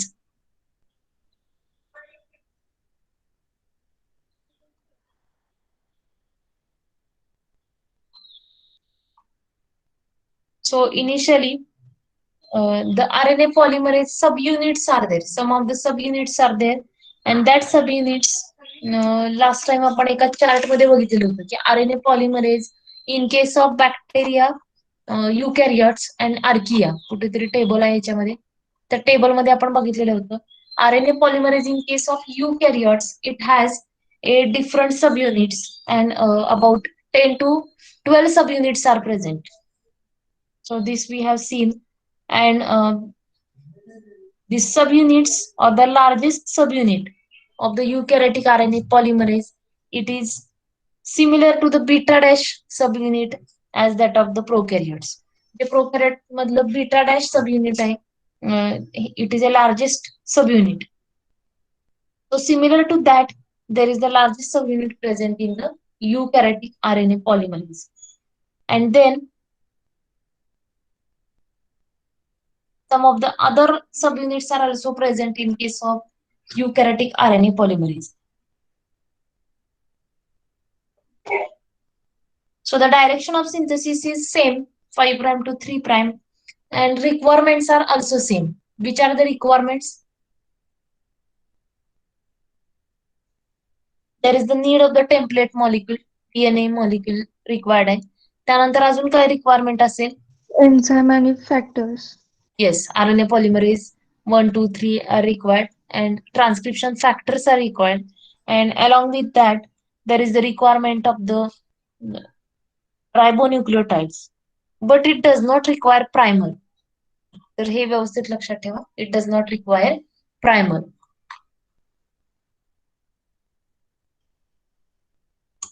So this is the initiation step. त्यानंतर अजून एक इम्पॉर्टंट आपल्याला बघायचंय, that is the RNA polymerase 2.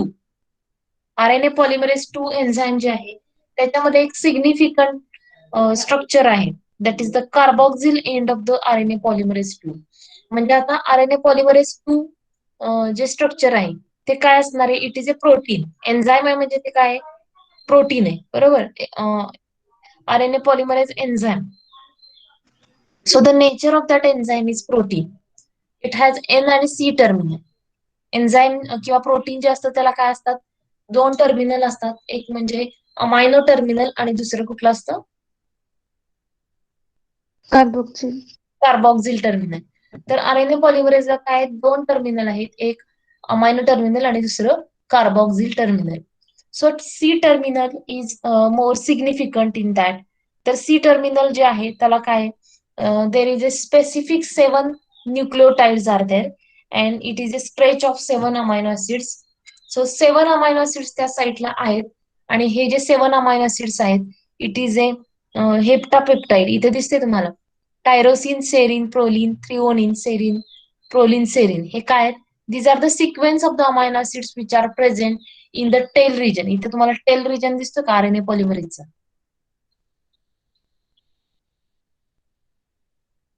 Diagram दिसते का क्लिअर? हो मिस. ओके, सगळ्यांना दिसते?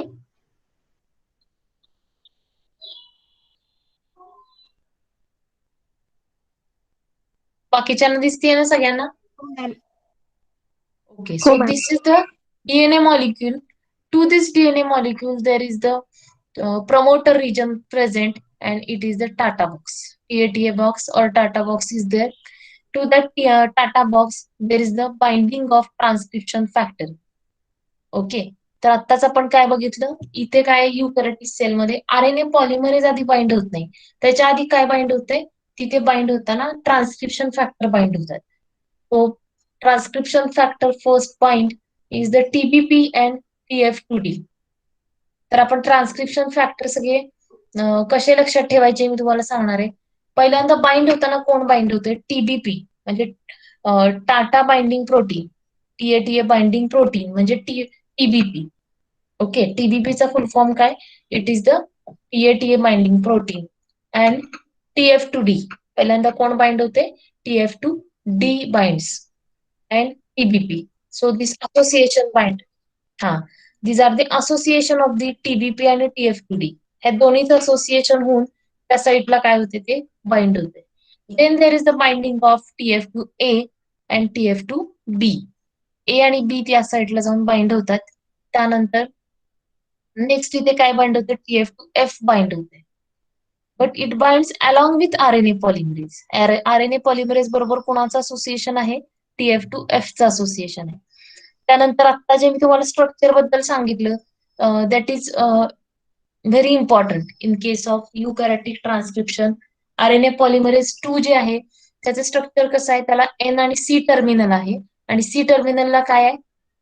देर इज अ हेप्टापेप्टाइड. इथे जे टेल दिसतीये, tail of this RNA polymerase it has a heptapeptide region and it has a sequence of the 7 amino acids, and that 7 amino acids are tyrosine, serine, proline, threonine, serine, proline, serine. These are the heptapeptide present. So why this heptapeptide is there?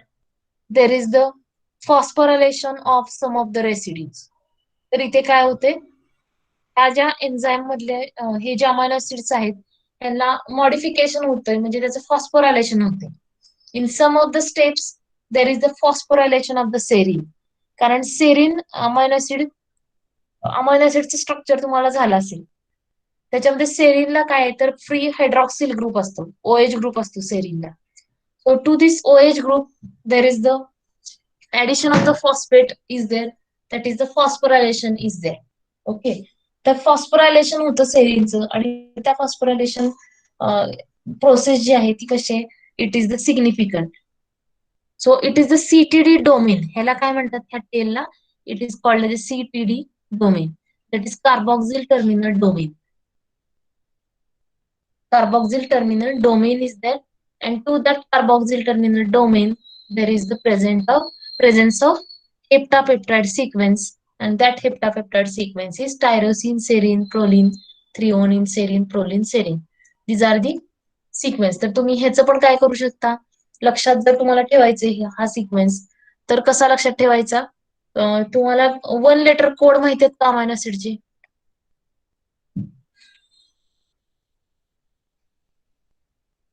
Amino acid topic झालाय ना तुम्हाला आता biochemistry मध्ये last सेमला? Okay, so 1 letter code त्याचे बघा. Tyrosine Y, serine S, proline P, threonine T. तर असे लक्षात ठेवायचे, म्हणजे वाय एस पी असं त्याचं काहीतरी एक शॉर्ट कोड तयार करायचा, एखादं सेंटेन्स तयार करू शकता तुम्ही. तर according to that you have to remember this heptapeptide. Then there is the initial binding of this TBP and TF2D factor at that site to the TATA box. Then there is the binding of the TF2A and TF2B at that site. Then there is the binding of RNA polymerase 2 enzyme. TF2F factor binds along with this RNA polymerase enzyme. Then there is binding of TF2E and TF2H. Okay, त्या साईडला नंतर कोण bind होते? TF2H आणि E bind होते. So every factor has a specific role, and then there is the synthesis starts and the transcription process starts there. So प्रत्येकाचा role आपण बघूया डिटेलमध्ये. तर सगळ्यात पहिल्यांदा काय आहे? तर recognition of the promoter. So which is the factor involved in the recognition?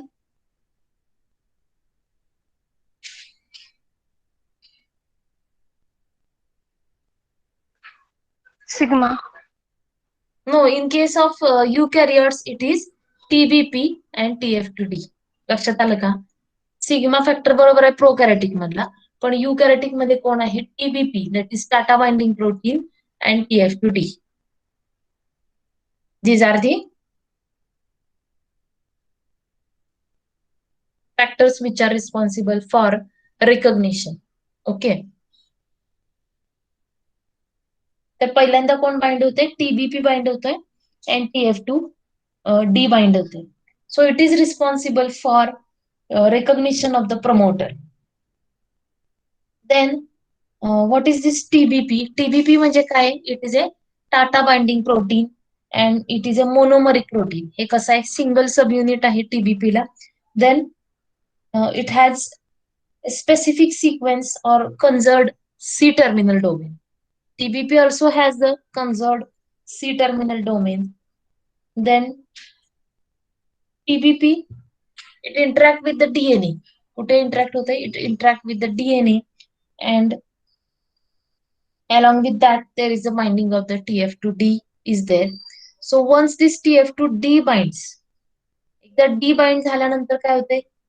It recruits another molecule, that is TF2A. त्या साईडला कोण बाइंड होते?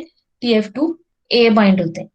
So because of this TF binding of the TF2A, there is the stabilization of this complex is there. लक्षात येते का? TF2A bind झाल्यामुळे काय झालं? ह्या दोघांचं इंट्रॅक्शन जी आहे ती स्ट्रॉंग झाली. देर is the stabilization of this complex is there. So the function of the TF2A is it stabilizes the TF2D binding. It removes the inhibitors of the TF2D and it stabilizes the binding of this TF2D, and the interaction is more stable. लक्षात आलं का हे?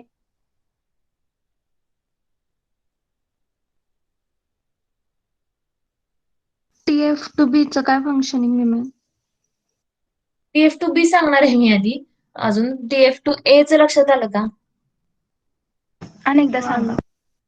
हा, so सगळ्यात पहिल्यांदा काय लक्षात घ्यायचंय तुम्हाला? तर RNA पॉलिमरेज 2 जो आहे तो जास्त सिग्निफिकंट एन्झाइम आहे, इम्पॉर्टंट एन्झाइम आहे. तर त्याचं फंक्शन काय? तर mRNA सिंथेसिस हे त्याचं फंक्शन आहे. So RNA polymerase has a specific structure. त्याचं स्ट्रक्चर लक्षात आलं का तुमच्या? N आणि C टर्मिनल डोमेन आहे. त्यातलं C terminal domain it has a heptapeptide. C terminal domain म्हणजे CTD डोमेन आहे त्याला. इथे टेल दिसते ना तुम्हाला? सी टर्मिनल डोमेनची ही टेल आहे. So it has a heptapeptide sequence. हे लक्षात आलं का? There is a multiple repeats of this heptapeptide. Structure लक्षात आलं?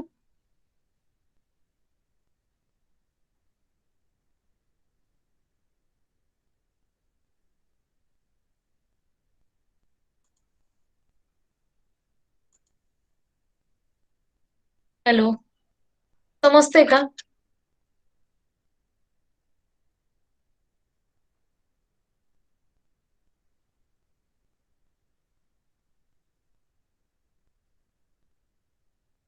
सांगा, समजते का? लवकर लवकर सांगा. थोडस कॉम्प्लेक्स आहे eukaryotic transcription, but it is interesting. Ma'am आधी TBP आणि TF2D बाइंड होऊन नंतर आपण ते एन्झाईमचं स्ट्रक्चर बघणार आहे ना, की आधी ते हेप्टामरचं स्ट्रक्चर बघणार आहे? कसं म्हणजे आहे नक्की?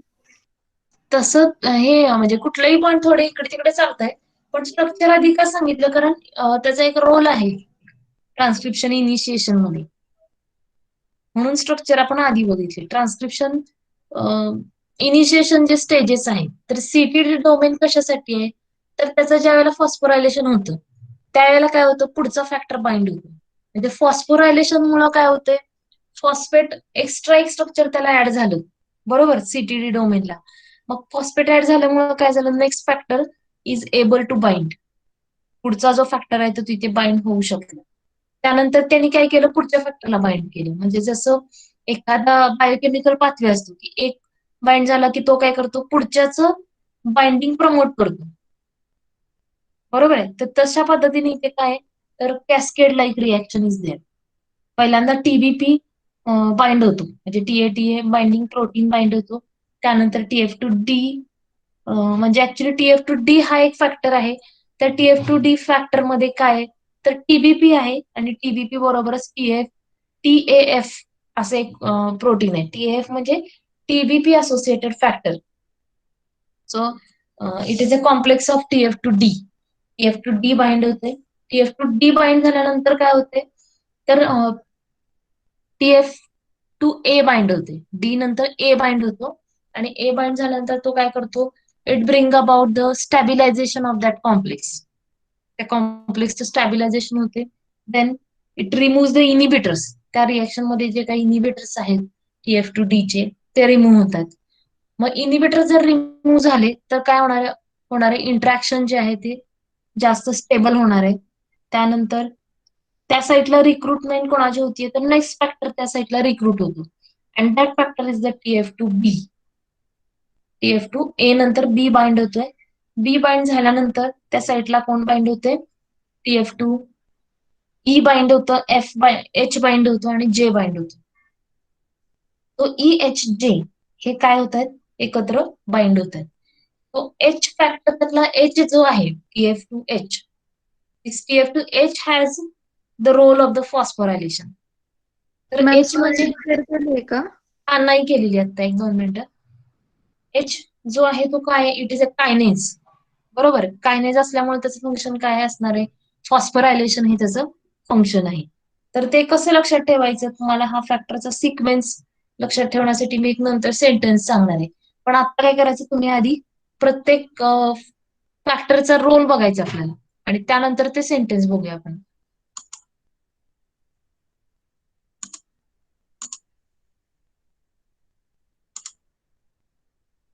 So this is the diagram.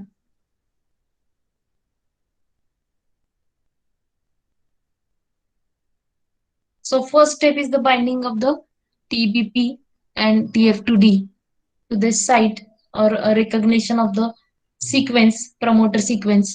Then there is the binding of TF2A is there.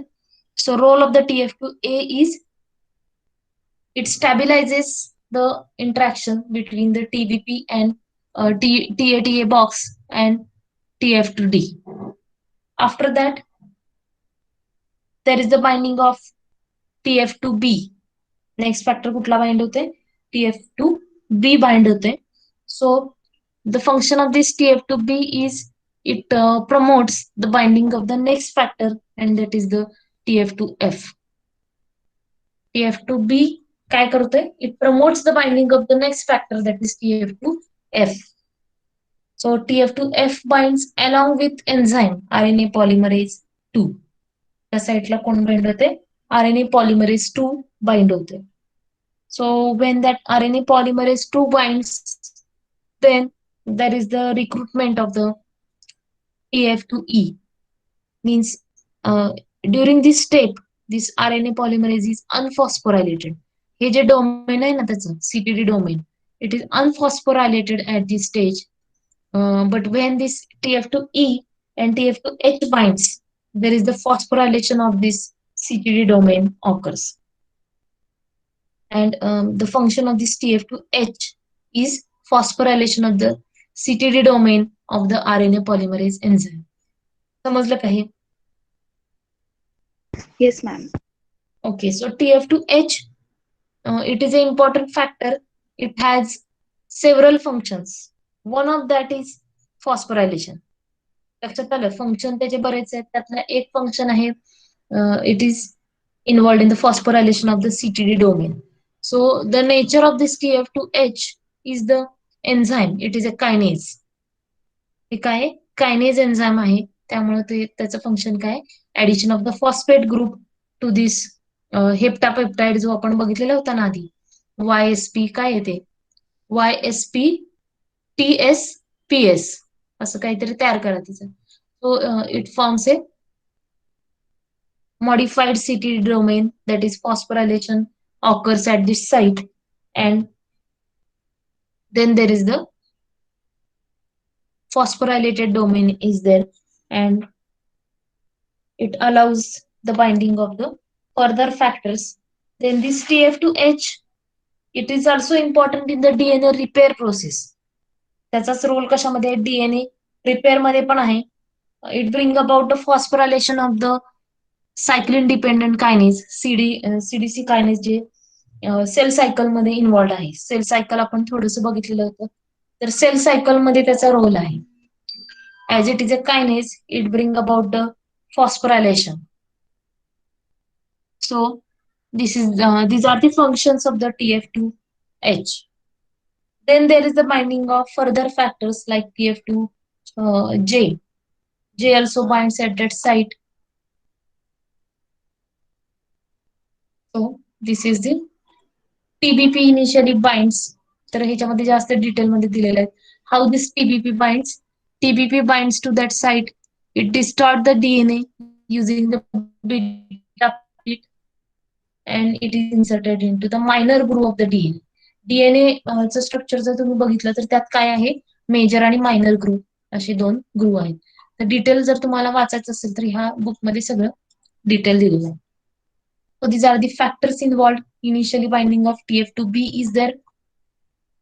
Sorry, D पहिल्यांदा बाइंड होतो, त्यानंतर काय होतं A, then B, F, E, H, J, all that factors bind, and transcription initiation, it starts.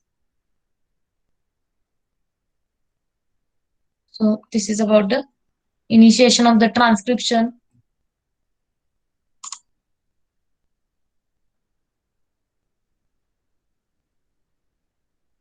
समजलं काय?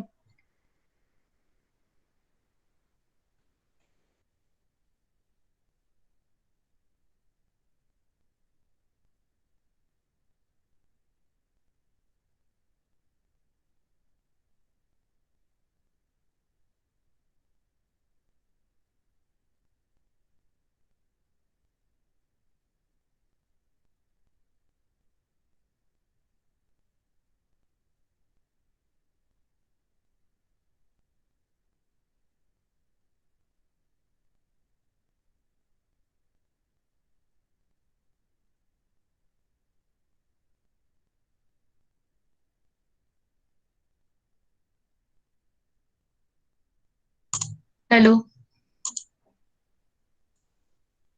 Ma'am आता झालेल्या slides share करा आम्हाला.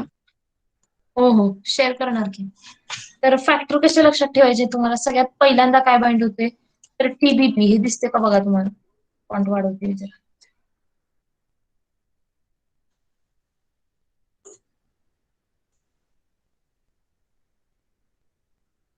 सगळ्यात पहिला फॅक्टर बाइंड होतोय TBP and TF2 D. TF2D. हा, TBP आणि त्याच्या बरोबरच TF2S.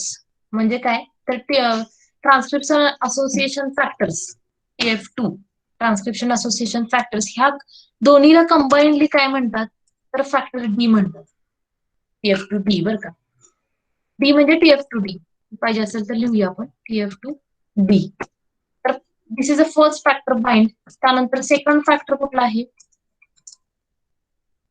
TF2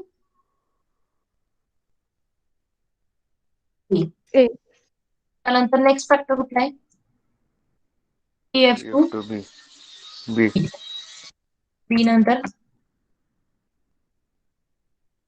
ई F आणि H. TF2F. F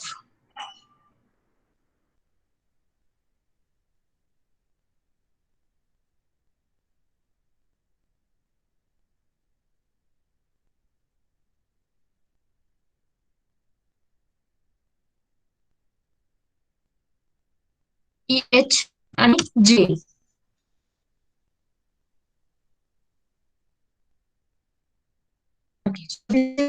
Six factors bind. So in that तुम्हाला काय लक्षात ठेवायचे D A for there is one sentence the Amitabh Bachchan fantastic entertainer है. हे सेंटेन्स तुम्हाला लक्षात ठेवायचे. हॅलो मॅम, आवाज ब्रेक होतोय तुमचा. मॅम हॅलो आवाज ब्रेक होता. येतोय का सगळ्यांनाच होते का हो. हो मॅम. एक 2 minute. Hello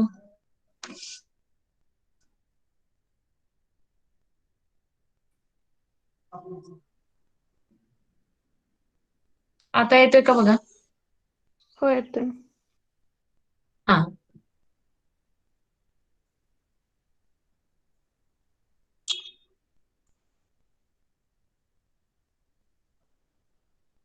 so here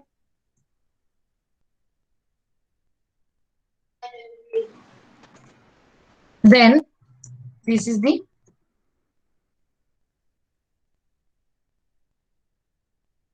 sentence लक्षात ठेवा. Fantastic this is for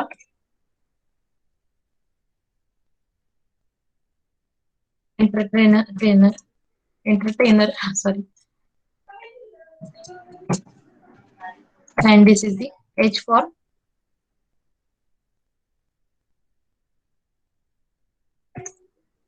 and J तुम्हाला लक्षात ठेवायचं असेल. Okay, so this is the sentence you have to remember. The Amitabh Bachchan fantastic entertainer हे. सो ह्याच्यावरून तुम्हाला काय लक्षात राहील सिक्वेन्स लक्षात राहील. सगळ्यात पहिल्यांदा कोण बाइंड झालं TF2D बाइंड झालं. But TF2D is the association of TBP and TF2 factors. That is the it is a TF2F आहे.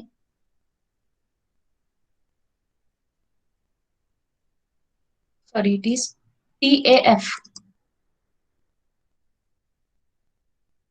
TAF2 म्हणजेच काय तर it is a transcription associated factors 2. तर TBP आणि TAF2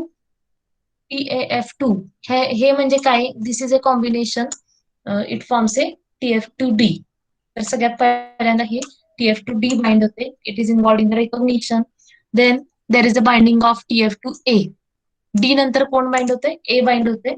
ए बाइंड झाल्यामुळे काय होते देर is A stable association between the TF2D and DNA molecule that is promoter.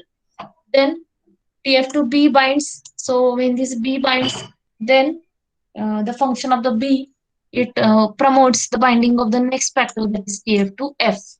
Okay. Then there is the binding of the TF2E and TF2H.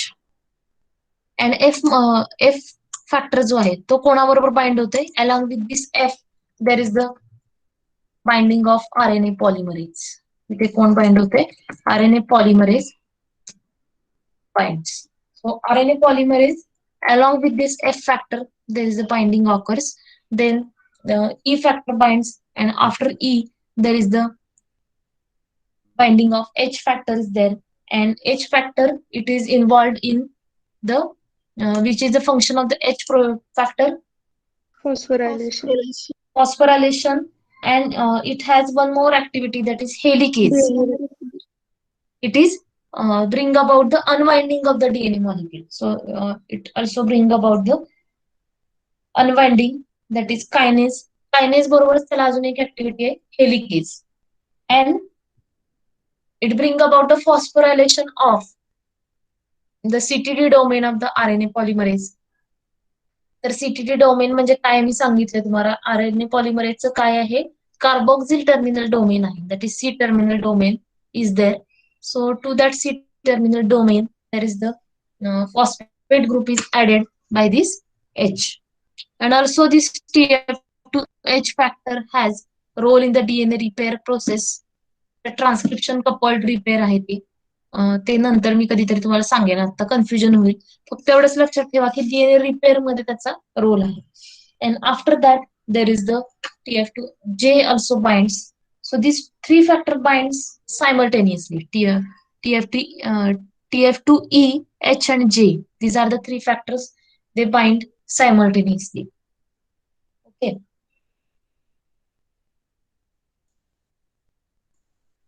समजलं काही?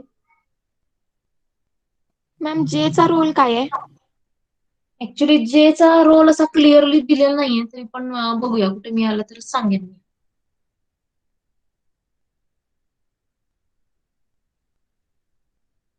बाकी काही शंका आहे?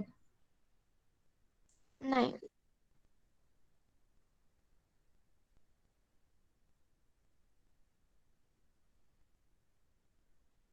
समजलं सगळ्यांनाही? हो हो ma'am. Madam. So transcription initiation in case of युकॅरियोट्स.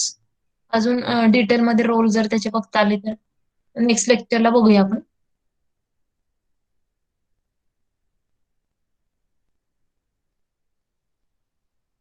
आतापर्यंत हे जे झालेलं आहे एकदा क्लिअर करून घ्या.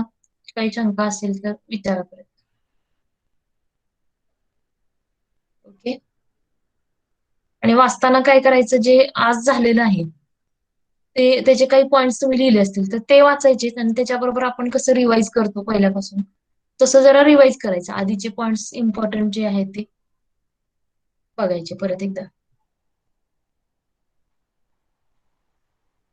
ओके. ठीक आहे, शंका नाही ना काही ह्याच्यात? नाही ma'am. So we will stop here. Remaining part we will see in the next lecture. So have a nice day. Bye. Take care.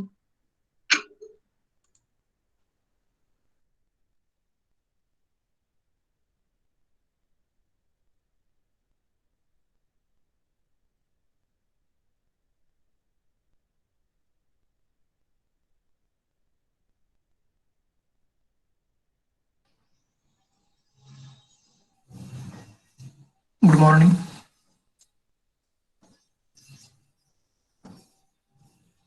आवाज येतो सगळ्यांना? हो सर. Yes sir.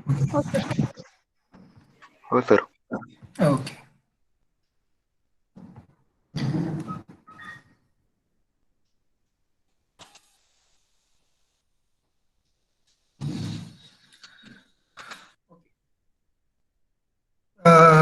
तुमच्यापैकी एका विद्यार्थ्यांनी हे सेंड केलेलं आहे, enzyme kinetics Michaelis Menten equation. आता याच्यामध्ये आणि आपण शिकवलेल्यामध्ये थोडासा डिफरन्स आहे. ते डिफरन्स मी क्लिअर करून देतो. मायकेलिस मेंटेन, आता याच्यामध्ये हे हायपरबोलिक कर्व आहे वगैरे आपण डिस्कस केलेलं आहे. मायकेलिस मेंटेन या equation is used for single substrate, हे सुद्धा आपण डिस्कस केलेलं. The process proceed essentially to competition. Concentration of substrate is much greater than of enzyme. सबस्ट्रेटचं कॉन्सन्ट्रेशन हे जास्त असायला पाहिजे. And intermediate ES complex is formed. Slide दिसते ना सगळ्यांना? हो सर. एकदा व्यवस्थित, ह्याच्यामध्ये थेरॉटिकल मॅटर जास्त आहे. हे थेरॉटिकल मॅटर आपल्याला आपल्या नोट्स मध्ये ऍड करावे लागणार आहे, त्याच्यामुळे हे व्यवस्थित बघून घ्या. आपण थेरॉटिकल मॅटर जास्त ऍड केलेलं नाही. Concentration of substrate is much greater than of enzyme. Enzyme पेक्षा सबस्ट्रेटचं कॉन्सन्ट्रेशन जास्त असायला पाहिजे, कारण एक एन्झाईम हा एका सबस्ट्रेट वरती बाइंड झाल्याच्या नंतर ES कॉम्प्लेक्स तयार होईल आणि नंतर प्रोडक्ट तयार होईल आणि तोच एन्झाईम परत दुसऱ्या सबस्ट्रेट वरती बाइंड होऊ शकतो. And intermediate ES complex is formed, and ES complex is in steady phase. ES complex हा steady phase मध्ये असतो, याच्यावरती सुद्धा आपण डिस्कस केलेला आहे. कारण rate of formation of ES is equal to rate of breakdown of ES, हे दोन्ही इक्वल असतात. त्याच्यामुळं ES हा स्टेडी फेज मध्ये असतो आणि स्टेडी फेज मध्ये असल्यामुळं त्या ठिकाणी ESचं ब्रेकडाऊन किती होईल हे आणि ESचं फॉर्मेशन किती होईल हे दोन्ही इक्वल असतात. आणि इनिशियल जर आपण विचार केला इनिशियल फेज मध्ये, तर इनिशियल फेज मध्ये आपण प्रोडक्ट किती मिळतो हे आपण कन्सिडर करू शकत नाही, कारण प्रोडक्ट हे निग्लिजिबल असू शकतं इनिशियल फेज मध्ये, सुरुवातीच्या फेज मध्ये. जितकं जास्त ES असेल तितकं जास्त आपल्याला प्रोडक्ट मिळेल आणि मॅक्झिमम व्हेलोसिटी आपण अचीव करू शकू. Rate of decomposition of substrate is directly proportional to the concentration of ES complex. Substrate किती आहे हे डायरेक्टली प्रोपोर्शनल कशाबरोबर असणार आहे, ES बरोबर. आता हे डेरिव्हेशनला इथं स्टार्ट झालेलं आहे डेरिव्हेशन. आता डेरिव्हेशन करत असताना त्यांनी E प्लस S याचं कन्व्हर्जन ES कॉम्प्लेक्स मध्ये केलेलं आहे आणि K1 कॉन्स्टंट आहे फॉरवर्ड रिॲक्शन आणि K2 दिलेलं यांनी बॅकवर्ड रिॲक्शन किंवा रिव्हर्स रिॲक्शन साठी, आणि आपण इथं -K1 दिलेलं आहे. -K1 ESचं कन्व्हर्जन E प्लस P मध्ये केलेलं आहे. ESचं कन्व्हर्जन E प्लस P मध्ये करताना त्यांनी K3 असा कॉन्स्टंट दिलेला आहे आणि आपण त्या जागी K2 असा कॉन्स्टंट दिलेला आहे. तुम्ही जर वेगवेगळे पुस्तक वापरणार तर त्या वेगवेगळ्या पुस्तकामध्ये कॉन्स्टंट हे वेगवेगळे असणार.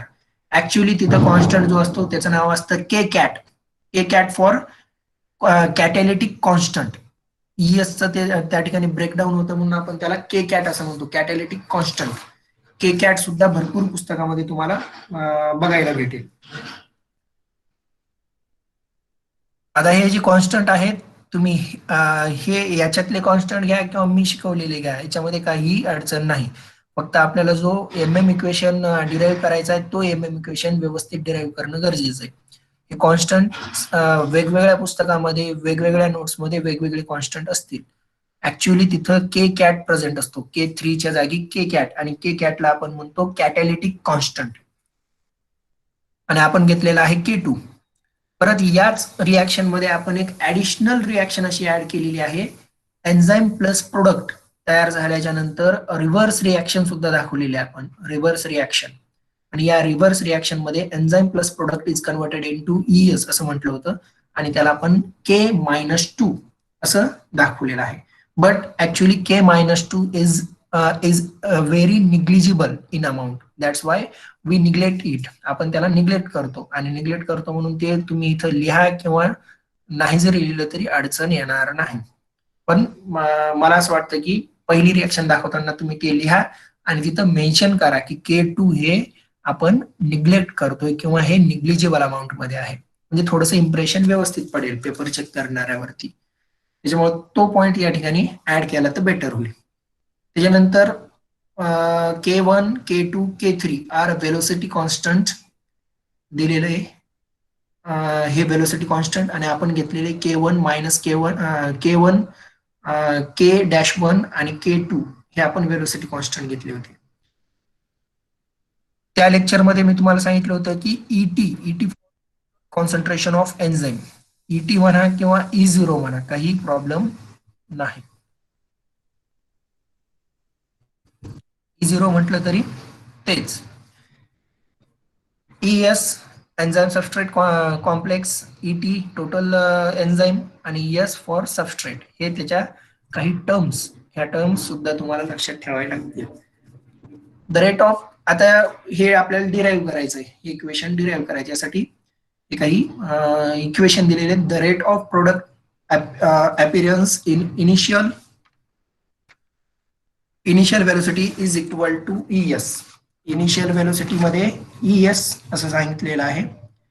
इथे यांनी घेतलेला आहे V0 किंवा V is equal to K3 in bracket ES आणि आपण त्या ठिकाणी घेतलेला आहे V0 is equal to K2 कारण आपण ES चं ब्रेकडाऊन एन्झाईम प्लस प्रोडक्ट मध्ये घेतात असताना जो कॉन्स्टंट ठेवलेला आहे तो कॉन्स्टंट आहे K2 आणि या नोट्स मध्ये आहे K3. तुम्ही हा कॉन्स्टंट घ्या किंवा तो कॉन्स्टंट घ्या काही अडचण येणार नाही. फक्त हे डिस्कस कशासाठी करतोय याच्यामधलं आपल्याला थेरॉटिकल मॅटर घ्यायचं मॅटर व्यवस्थित ऍड केलेला आहे आणि तुम्हाला कन्फ्युजन होऊ नये कारण वेगवेगळे कॉन्स्टंट यूज केलेले आहेत वेगवेगळे इक्वेशन सुद्धा डिराईव्ह केलेले आहेत मधातले जे 1 नंबर 2 नंबर असे इक्वेशन दिलेले आहेत ते वेगवेगळे डिराईव्ह केलेले असतात. फक्त जो मेन इक्वेशन आहे तोच सेम असणं गरजेचं आहे. At equation the rate of formation of ES is equal to rate of breakdown of ES. Rate of formation of ES is equal to formation of ES हे आपण डिराईव्ह केलेलं होतं आणि हे कॉन्स्टंट असतं त्याच्यामुळं ES हे स्टडी फेज मध्ये जातं आणि स्टडी फेज मध्ये गेल्यामुळे ES ची तिथं व्हॅल्यू असते 0. या इक्वेशनला रिअरेंज केलेलं आहे आणि रिअरेंज करत असताना एका बाजूला घेतलेले कॉन्स्टंट एका बाजूला घेतले अपॉनला आणि याच कॉन्स्टंटला Km असं नाव दिलेलं आहे K2 plus K3 divided by K1 आपण एकत्रितपणे Km म्हणतो. Km is the mm constant किंवा हाफ ऑफ द Vmax आणि Km ची व्हॅल्यू पुट केल्याच्या नंतर आपल्याला हा इक्वेशन भेटलेला आहे ES is equal to E into S divided by Km he value आपल्याला भेटलेली आणि आपल्या ह्याच्यामध्ये व्हॅल्यू भेटलेली आहे आपण जे इक्वेशन डिराईव्ह केलेलं आहे त्याच्या यालाच ES divided by ES is equal to Km असं दिलं होतं. सबस्टिट्यूट इक्वेशन 4 इन इक्वेशन 3 या 4 ला आपण 3 मध्ये सबस्टिट्यूट करतोय आणि ही व्हॅल्यू 3 मध्ये ठेवल्यानंतर आपल्याला इक्वेशन भेटलेलं आहे ES is equal to ET minus ES bracket close into S divided by Km कारण टोटल एन्झाईमचा जो सॉरी फ्री एन्झाईमचा जो इक्वेशन आपण तयार केलेला आहे फ्री एन्झाईम म्हणजे काय जो सबस्ट्रेट बरोबर बाउंड नाही असे जे एन्झाईम आहेत त्याची जर आपल्याला क्वांटिटी काढायची असेल तर आपण काय करणार total enzyme minus enzyme bound with substrate याचा आपण मायनस करतो आणि मायनस केल्यानंतर आपल्याला फ्री एन्झाईम मिळतील आणि फ्री एन्झाईमचा जो इक्वेशन आहे तो आपण इथं पुट केलेला आहे आणि पुट हे अशा प्रकारचे इक्वेशन भेटलेले. त्याच्यानंतर याला रिअरेंज केल्यानंतर आपल्याला ES आणि Km एका बाजूला घेतलेले ES आणि Km एका बाजूला घेतल्यानंतर आपल्याला ET into S minus ES into S हे इक्वेशन भेटलं. याची रिअरेंजमेंट केली आणि परत आपल्याला 5th नंबरचा इक्वेशन भेटलेला आहे ES is equal to ET into S divided by Km plus S. पण याच्यामध्ये आपल्याला आता काय करावं लागेल सबस्टिट्यूट इक्वेशन 5 इंटू 1 मध्ये आपल्याला हे सबस्टिट्यूट करायचं आहे कारण 1 काय दिलेलं आहे V0 is equal to K3 into S.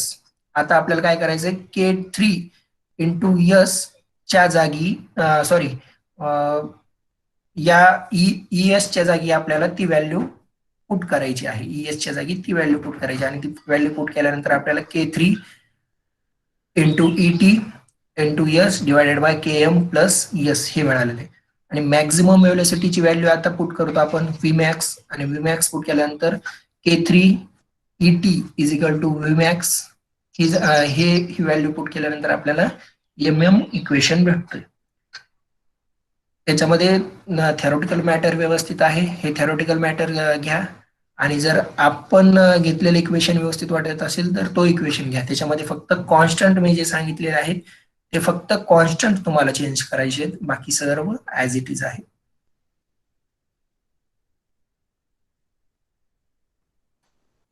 आणि याच्यामध्ये ऍडिशनल काय लक्षात ठेवणार Km increase then affinity decrease, and Km decrease, then affinity with substrate increase.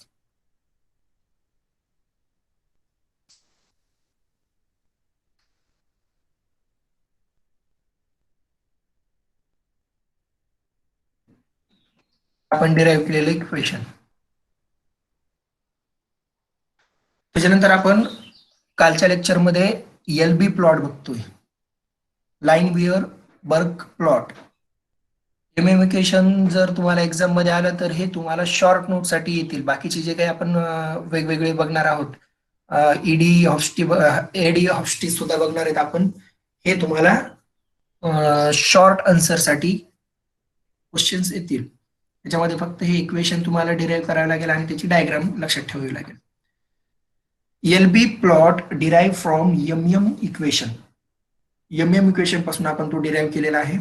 Here we take double reciprocal of MM equation. आपण इथं डबल रेसिप्रोकल घेतोय आणि double reciprocal घेतल्यामुळे काय होईल, MM इक्वेशनचं डबल रेसिप्रोकल करत असताना आपण 1/V0 is equal to 1/Vmax into S divided by Km plus S असं केलेलं आहे. आणि हे केल्यानंतर परत आपण रिअरेंज करणार. रिअरेंज करत असताना या Km ला वरती घेतलं, Km ला वरती घेतल्यामुळे तो जो 1 आहे 1, त्या 1 ची व्हॅल्यू आता अपॉन मध्ये गेल्यामुळे काही राहणार नाही. आणि याचं रिअरेंजमेंट केल्यानंतर आपल्याला इक्वेशन भेटलेलं आहे 1/V0 is equal to Km plus S upon Vmax into S. हे इक्वेशन आपल्याला भेटलेलं आहे. आणि या इक्वेशनला आपल्याला व्यवस्थित रिअरेंज करायचं in the formula of y is equal to mx plus c. या फॉर्म्युल्यामध्ये आपल्याला हे जे काही इक्वेशन आपण डिराईव्ह केलेलं आहे त्या इक्वेशनला पुट करायचे किंवा त्या फॉर्म्युल्यानुसार अरेंज करायचे. आता हा फॉर्म्युला आपण समजून घेऊ, कारण हेच फॉर्म्युला आपल्याला आता जे काही आपण 2-3 इक्वेशन बघणार आहोत समोरचे, त्याच्यामध्ये हा फॉर्म्युला आपल्याला महत्वाचा आहे. हे फॉर्म्युला समजण्यासाठी एक छोटीशी डायग्राम खाली दाखवलेली ग्राफ दाखवलेला आहे. आपल्याला माहिती आहे वाय ऍक्सिस ही उभी लाईन आणि एक्स ऍक्सिसला आपण आडवी लाईन असं कन्सिडर केलेलं आहे. आणि त्यामध्ये जो सी आहे, सी ला आपण म्हटलेला आहे इंटरसेप्ट. तो वाय ऍक्सिस वरती इंटरसेप्ट आहे. वाय ऍक्सिस वरती जो डॉट दाखवलेला आहे त्याला आपण रिप्रेझेंट केलेला आहे सी ने. आणि जो यम आहे, यम ला आपण म्हटलेला आहे स्लोप ऑफ ग्राफ. हे स्लोप ऑफ ग्राफ आहे, ग्राफचा स्लोप. कारण ज्या वेळेला आपण हायपरबोलिक कर्व बघतो, हायपरबोलिक कर्व बघत असताना आपल्याला प्रोडक्ट किती मिळत आहेत हे ऍक्च्युअली आपण सांगू शकत नाही. आणि त्यामुळे आपण स्ट्रेट लाईन, त्या हायपरबोलिक कर्वचं कन्व्हर्जन स्ट्रेट लाईन ग्राफ मध्ये करतो. आणि स्ट्रेट लाईन ग्राफ मध्ये करत असतानाच आपण LB प्लॉट बघतो. कारण LB प्लॉट मध्ये स्ट्रेट लाईन ग्राफ असतो, derive from hyperbolic curve. Hyperbolic curve पासून तयार केलेला स्ट्रेट लाईन ग्राफ. त्याच्यामध्ये आपल्याला जे काही ग्राफ वगैरे काढायचे ते सर्व स्ट्रेट लाईन मध्ये असते.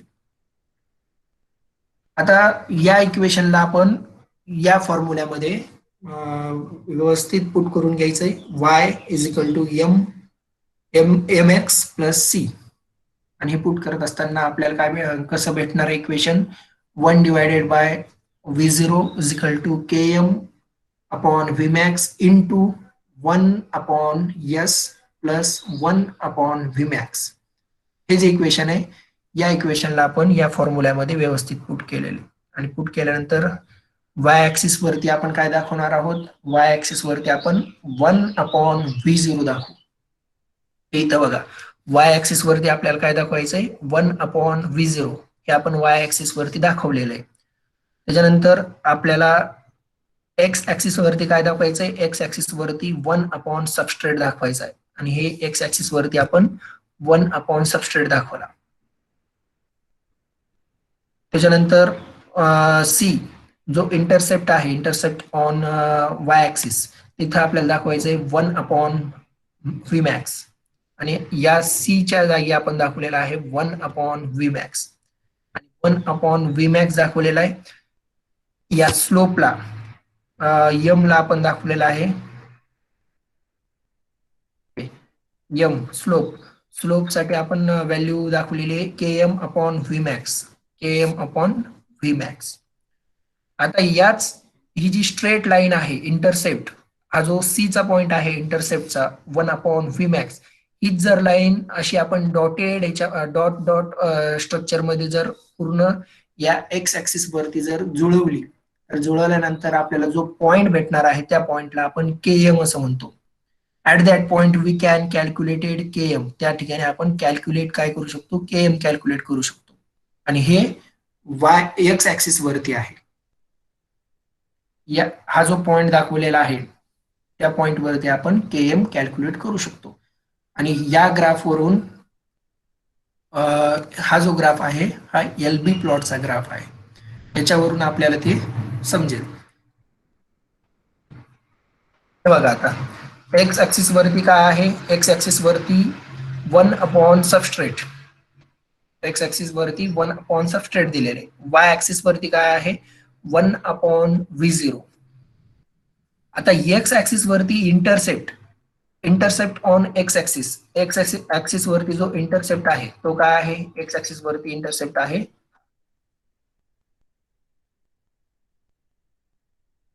आता जे आपण डायग्राम मध्ये बघितलेलं आहे इंटरसेप्ट ऑन 1 अपॉन Km हा इंटरसेप्ट आहे एक्स ऍक्सिस वरती, कारण हे आपण कॅल्क्युलेट करतो Km.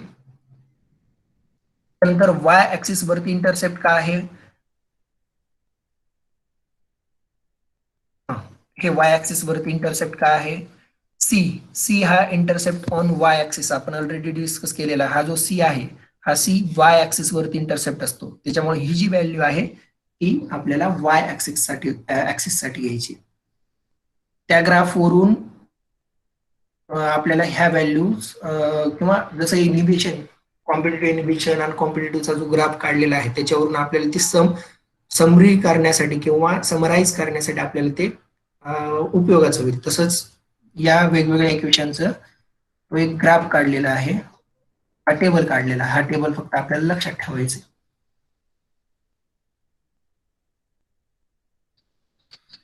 झालं LB प्लॉट. LB प्लॉट तुम्हाला शॉर्ट नोट साठी एखाद्या वेळेला विचारतील आणि MCQ याच्यामध्ये येतीलच.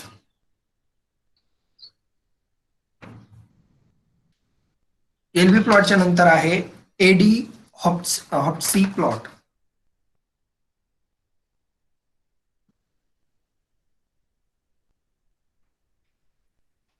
AD Hofstee plot obtain from LB equation. हे आपल्याला LB इक्वेशन पासून तयार केलेलं आहे. LB इक्वेशन काय आपल्याकडे 1 upon V0 is equal to Km upon Vmax into 1 upon S plus 1 upon Vmax. हे LB इक्वेशन आहे. आणि हेच इक्वेशन आपण as it is AD Hofstee plot मध्ये घेणार आहोत. फक्त इथं आपल्याला काय करायचंय, इंटू सबस्ट्रेट ऍड करायचा आहे. आणि सगळ्याला कशाने मल्टिप्लाय करायचंय, सबस्ट्रेटने. आणि इंटू सबस्ट्रेट केल्यानंतर आपल्याला कोणतं इक्वेशन भेटेल, AD हॉप्सी प्लॉट किंवा AD हॉप्सी इक्वेशन भेटेल. फक्त याच्यामध्ये आपल्याला काय करायचंय, LB इक्वेशन टाकायचंय. आणि LB प्लॉट तयार करताना आपण कोणतं इक्वेशन टाकलेलं आहे, MM equation. MM equation LB तयार करण्यासाठी घेतो आणि AD हॉप्सी तयार करण्यासाठी LB इक्वेशन घेतो. सगळ्यात पहिल्यांदा आपण LB इक्वेशन घेतलेलं आहे 1 upon V0 is equal to Km upon Vmax into 1 upon substrate plus 1 upon Vmax. आणि याला आपल्याला काय करायचं, सरळ सरळ इंटू एस करायचं. आणि इंटू एस केल्यानंतर खाली एक इक्वेशन डिराईव्ह केलेलं आपण. इंटू एस करत असताना substrate upon V0 is equal to Km upon Vmax into S upon S plus S upon Vmax. S कटले सबस्ट्रेट आणि S कटल्यानंतर आपल्याला काय मिळेल, S upon V0 is equal to Km upon Vmax plus 1 upon Vmax into S. हे आपल्याला हे equation आपण derive केलेले. आणि या इक्वेशनला आपण स्ट्रेट लाईन इक्वेशन मध्ये ठेवणार. आणि स्ट्रेट लाईन इक्वेशन मध्ये ठेवत असताना y is equal to c plus m into x या फॉर्म्युल्यामध्ये हे पुट करायचंय. आता हा जो इक्वेशन तयार केलेला आहे, इक्वेशन तयार करत असताना आपण या सबस्ट्रेटला कट केलेलं आहे आणि सबस्ट्रेट कट केल्यानंतर हा जो या यसच्या खाली जो विमॅक्स आहे तो इकडे आला. त्याच्यावरती आपण 1/v max केलेला आहे इंटू यस. आता याची ही जी व्हॅल्यू आहे या इक्वेशनची, ही व्हॅल्यू आपल्याला जर ग्राफमध्ये पुट करायची असेल तर या फॉर्म्युल्यामध्ये आपण पुट करणार. वाय ऍक्सिस वरती आपण काय घेणार, तर वाय ऍक्सिस वरती आपण S/V0 घेणार. C intercept on Y axis, वरती आपण काय घेणार, Km/V max. त्याच्यानंतर एम स्लोप आपण काय घेणार, 1/V max. आणि एक्स ऍक्सिस वरती आपण काय घेणार, सबस्ट्रेट. याचा हा इथं ग्राफ काढलेला आहे. वाय ऍक्सिस वरती आपण S/V0 घेतलेला आहे एडी हॉप्सचे प्लॉट मधला. इंटरसेप्ट सी, त्या ठिकाणी व्हॅल्यू घेतलेली Km/V max. स्लोप एम ची व्हॅल्यू आपण घेतलेली 1/V max. आणि तोच ग्राफ जर आपण एक्स ऍक्सिस वरती हे केला, ड्रॉ केला, तर आपल्याला Km ची व्हॅल्यू मिळेल. आणि हा Km intercept on x axis. Km intercept कोणावरती आहे, एक्स ऍक्सिस वरती. हे बघा एडी हॉप्सची प्लॉट साठी एक्स ऍक्सिस वरती आपण सबस्ट्रेट घेतलेलं आहे. वाय ऍक्सिस वरती आपण S/V0 आणि intercept on x axis Km, intercept on Y axis Km/V max. ह्या व्हॅल्यू आपण ऍड केलेल्या आहेत.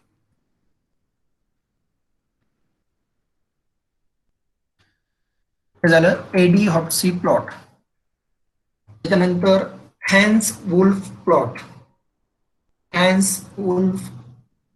आता हे वेगवेगळ्या सायंटिस्टनी वेगवेगळं चेंजेस केलेले आहेत.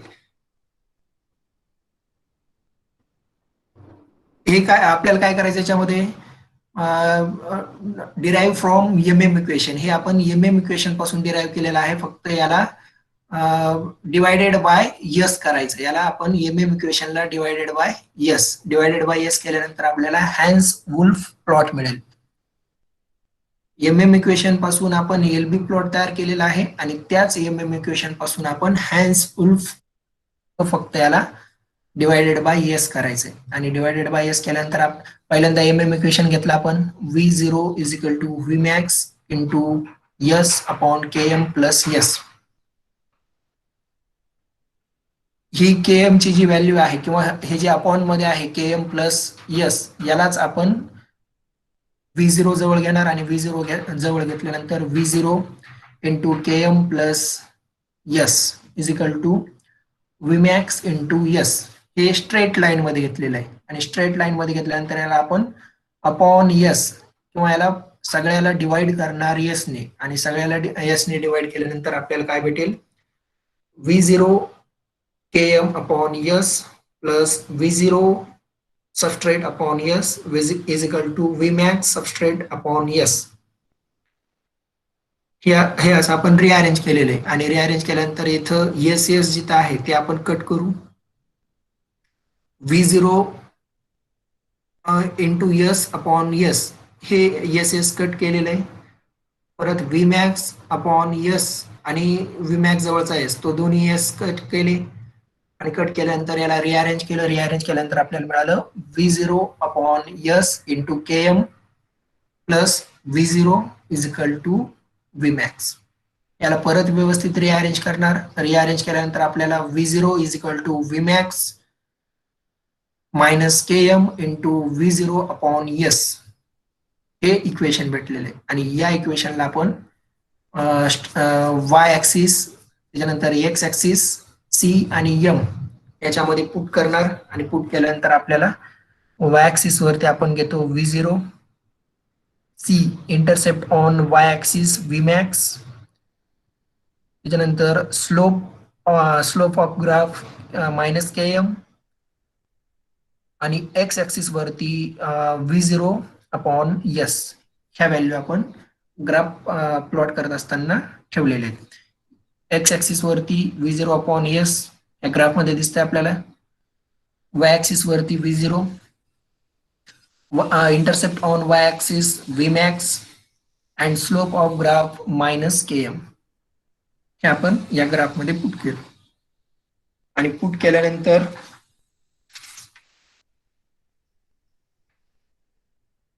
या टेबुलर फॉर्म मध्ये आपण हे बघ म्हणजे तिघांचं कंपॅरिझन केलेलं आहे. हॅन्स वुल्फ प्लॉट मध्ये V0 upon S x axis वरती, वाय ऍक्सिस वरती V0, एक्स ऍक्सिस वरती इंटरसेप्ट आहे Vmax अपॉन Km आणि एक्स ऍक्सिस वरती intercept Vmax upon Km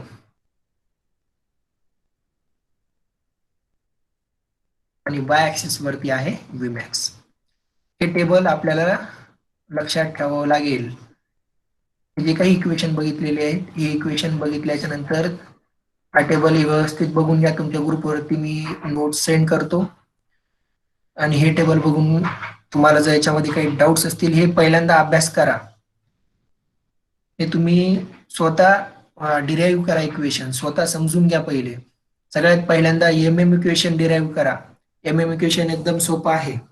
equation derive केल्याच्या नंतर LB प्लॉट करा, एडी हॉप्सी आणि त्याच्यानंतर हॅन्स वुल्फ हे इक्वेशन डिराईव्ह करा. हे सगळे एकमेकावरती डिपेंड आहेत आणि हे सगळे इक्वेशन डिराईव्ह केल्यानंतर याचे जे महत्वाच्या टर्म्स आहेत, कुठं कुठं MCQ विचारतात, या टर्म्स व्यवस्थित लक्षात ठेवा. हे ग्राफ सुद्धा आपल्याला महत्वाचे आहे आणि हे टेबल सुद्धा आपल्याला परत काढून घ्यावं लागेल तुम्हाला सगळ्यांना. पहिल्यांदा इक्वेशन डिराईव्ह करा आणि इक्वेशन डिराईव्ह केल्याच्या नंतर हे टेबल तुम्हाला आपोआप समजून जाईल.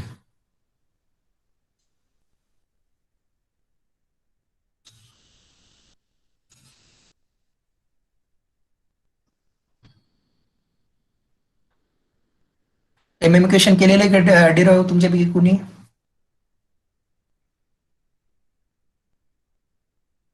काही डाऊट्स आहेत का इक्वेशन मध्ये? काही चेंजेस किंवा काही असं काही समजलं नाही वगैरे इक्वेशन मध्ये? कारण सगळ्यात महत्वाचं इक्वेशन आहे. जे काही इक्वेशन आपण बघतोय ते सर्व इक्वेशन पासून आपण डिराईव्ह करतोय. त्याच्यामुळे इक्वेशन समजणं गरजेचं आहे. त्याच्यामध्ये जर कुणाला काही डाऊट्स असतील किंवा काही पॉइंट समजले नसतील तर ते विचारा. Tejaswini Patil, yes sir. काही डाऊट्स आहेत का? नाही सर. डिराईव्ह केलं का? नाही अजून. मग आता जर नाही केलं तर ते तुम्हाला एक गोष्ट लक्षात ठेवतो, जे इक्वेशन आहेत ना हे इक्वेशन जर तुम्ही शिकवल्याबरोबर डिराईव्ह केले तरच लक्षात राहतील, नाही तर मग हे कळणार नाही. त्याच्यामुळे आज लगेच करेल. लगेचच्या लगे डिराईव्ह करा. आता तुम्हाला काय वाटतंय, आता माझ्याकडे कसे आहेत माहिती का, युनिट जे दिलेले आहेत माझ्याकडे सध्या ते युनिट सगळे हे अशाच ह्याचे आहेत, म्हणजे याला आपल्याला बोर्डच लागतं प्रॉपर शिकवायला. ते आपण कायनेटिक्स किंवा आता माझ्याकडे पुढचा एक युनिट आहे नल हायपोथेसिस, अल्टरनेटिव्ह हायपोथेसिस, बायोस्टॅटचा रिसर्च मेथोडॉलॉजी मधला. आता हे जर तुम्हाला गणित सोडवायचे असतील तर तिथं बोर्डच लागेल. ऑनलाईन किंवा हे असं थोडंसं त्यासाठी आपल्याला काय करावं लागणार आहे, तर जे काही मी शिकवतोय ते रोजच्या रोज अभ्यास करा. थेरॉटिकल पार्ट नाही आहे सध्या माझ्याकडे आणि थेरॉटिकल पार्ट नसल्यामुळं हे थोडासा आपल्याला प्रॉब्लेम येईल कन्सेप्ट क्लिअर ठेवण्यासाठी वगैरे. त्याच्यामुळे तुम्ही सुद्धा थोडीशी मेहनत घ्या आणि रोजच्या रोज व्यवस्थित अभ्यास करा. बाकी कुणी डिराईव्ह केलेले? मयुरी तू केलं का? हो सर. काही डाऊट्स? नाही. जे इक्वेशन आहेत व्यवस्थित आहे, फक्त त्याच्यामध्ये मी जे काही कॉन्स्टंट सांगितलेले आहेत त्याच्यामध्ये कन्फ्युजन होऊ देऊ नका. ऍज इट इज ते जरी वापरलं तरी हरकत नाही आणि मी दिलेलं वापरलं तरी हरकत नाही. दोन्ही इक्वेशन सेम आहेत, फक्त कॉन्स्टंट चेंज असतात आणि तुम्हाला वेगवेगळ्या पुस्तकामध्ये वेगवेगळे कॉन्स्टंट भेटतील. त्याच्यामुळं पॅनिक व्हायचं नाही, टेन्शन मध्ये यायचं नाही, हे वेगळंच काहीतरी आहे ते वेगळंच आहे, बिलकुल नाही, सगळं कॉमन आहे.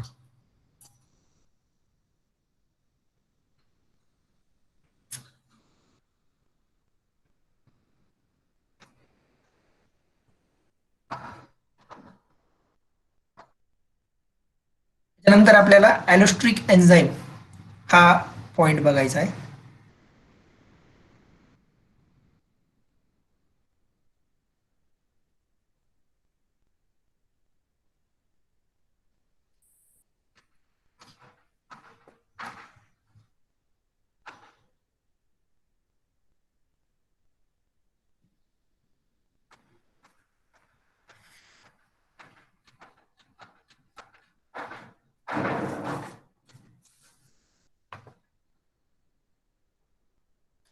आणि लॉकडाऊन परत वाढलेलं आहे, त्याच्यामुळे तुमची ऑनलाईन एक्झाम होण्याचे चान्सेस आता वाढलेत.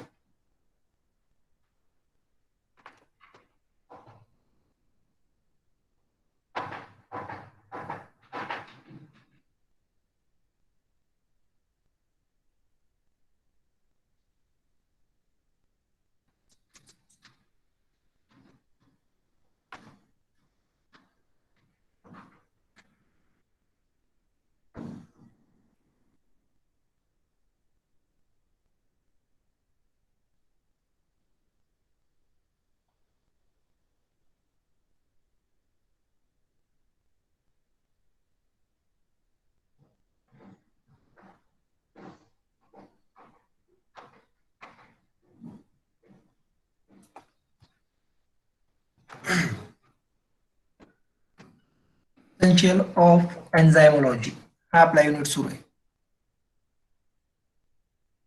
याच्यामध्ये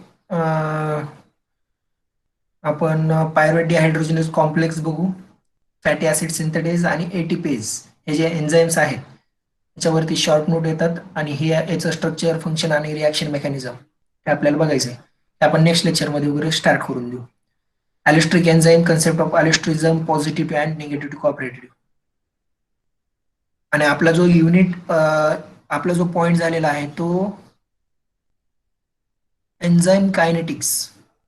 एन्झाईम कायनेटिक्स मध्ये आपण सुरुवात काय केलेली आहे, Michaelis Menten equation, graph, progressive curve and it significance, alternative plots, Lineweaver Burk plot, Eadie Hofstee plot आणि हॅन्स वुल्फ नाहीये पण लक्षात असू द्या, हॅन्स वुल्फ प्लॉट सुद्धा आपण बघितलेला आहे. Enzyme inhibition significance, one example MM Menten equation, MM graph, तोच पॉइंट खाली घ्यायचा. LB equation, graph for competitive, non competitive आणि कॉम्पिटेटिव्ह. एन्झाईम इनिबिशन सुद्धा आपलं झालेलं आहे. कॉम्पिटेटिव्हचा ग्राफ, नॉन कॉम्पिटेटिव्ह, मिक्स आणि कॉम्पिटेटिव्ह यांचे ग्राफ्स लक्षात ठेवा, हे येतील.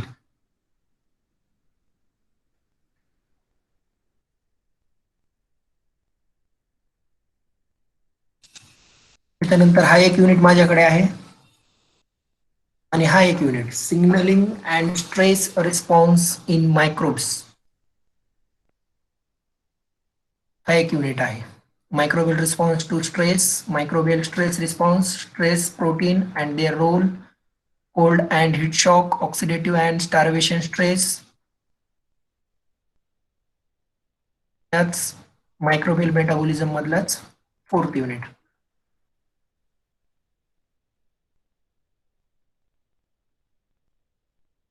Common signaling system of plant, microbes and mammals. दोन आणि रिसर्च मेथोडॉलॉजी मधला एक युनिट.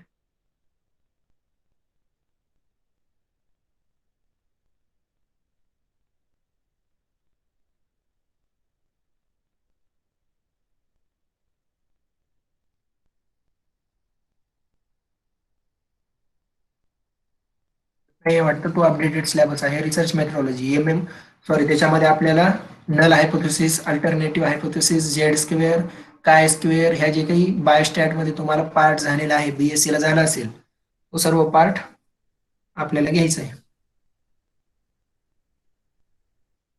त्याच्यामुळे मी तुम्हाला जे काही शिकवेल, माझे जे युनिट्स आहेत हे युनिट्स थेरॉटिकल नाही आहेत सध्या, आणि थेरॉटिकल नसल्यामुळं जे काही मी रोज शिकवतोय ते तुम्ही रोजच्या रोज घरी व्यवस्थित रिव्हिजन द्या, आणि जर काही डाऊट्स असतील तर रोजच्या रोज प्रश्न विचारा. हा तर युनिट सध्या ठीक आहे, पण जर आपण तो नल हायपोथेसिस जर सुरू केला त्याच्यामध्ये आपल्याला इक्वेशन ड्रॉ करावे लागतील किंवा काही प्रॉब्लेम सॉल्व्ह करून घ्यावे लागतील. मग हे तुम्हाला थोडंसं डिफिकल्ट जाईल. त्याच्यामुळे रोजच्या रोज व्यवस्थित जर अभ्यास केला तर बेटर होईल. चालेल. काही डाऊट्स आहेत का तुम्हाला, काही अडचणी?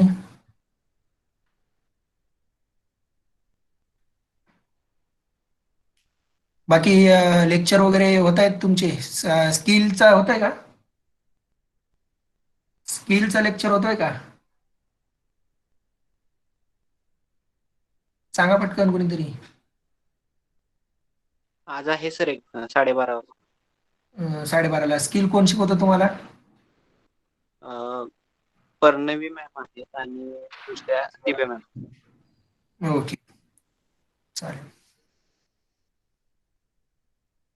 ठीक आहे. व्यवस्थित अभ्यास करा. काही अडचण असेल तर मेसेज टाका. आजच्या आज हे इक्वेशन डिराईव्ह करा. नोट्स तुमच्या ग्रुपवरती टाकतो. सगळेच्या सगळे इक्वेशन डिराईव्ह करा आणि जर काही डाऊट्स असतील तर उद्या विचारा. उद्याच्या लेक्चरमध्ये आपण ॲलोस्टिक एन्झाईम किंवा ते वरचे पायरुवेट डिहायड्रोजन कॉम्प्लेक्स वगैरे बघू. चालतंय. लिव्ह होतोय मी. व्यवस्थित काळजी घ्या. बाय.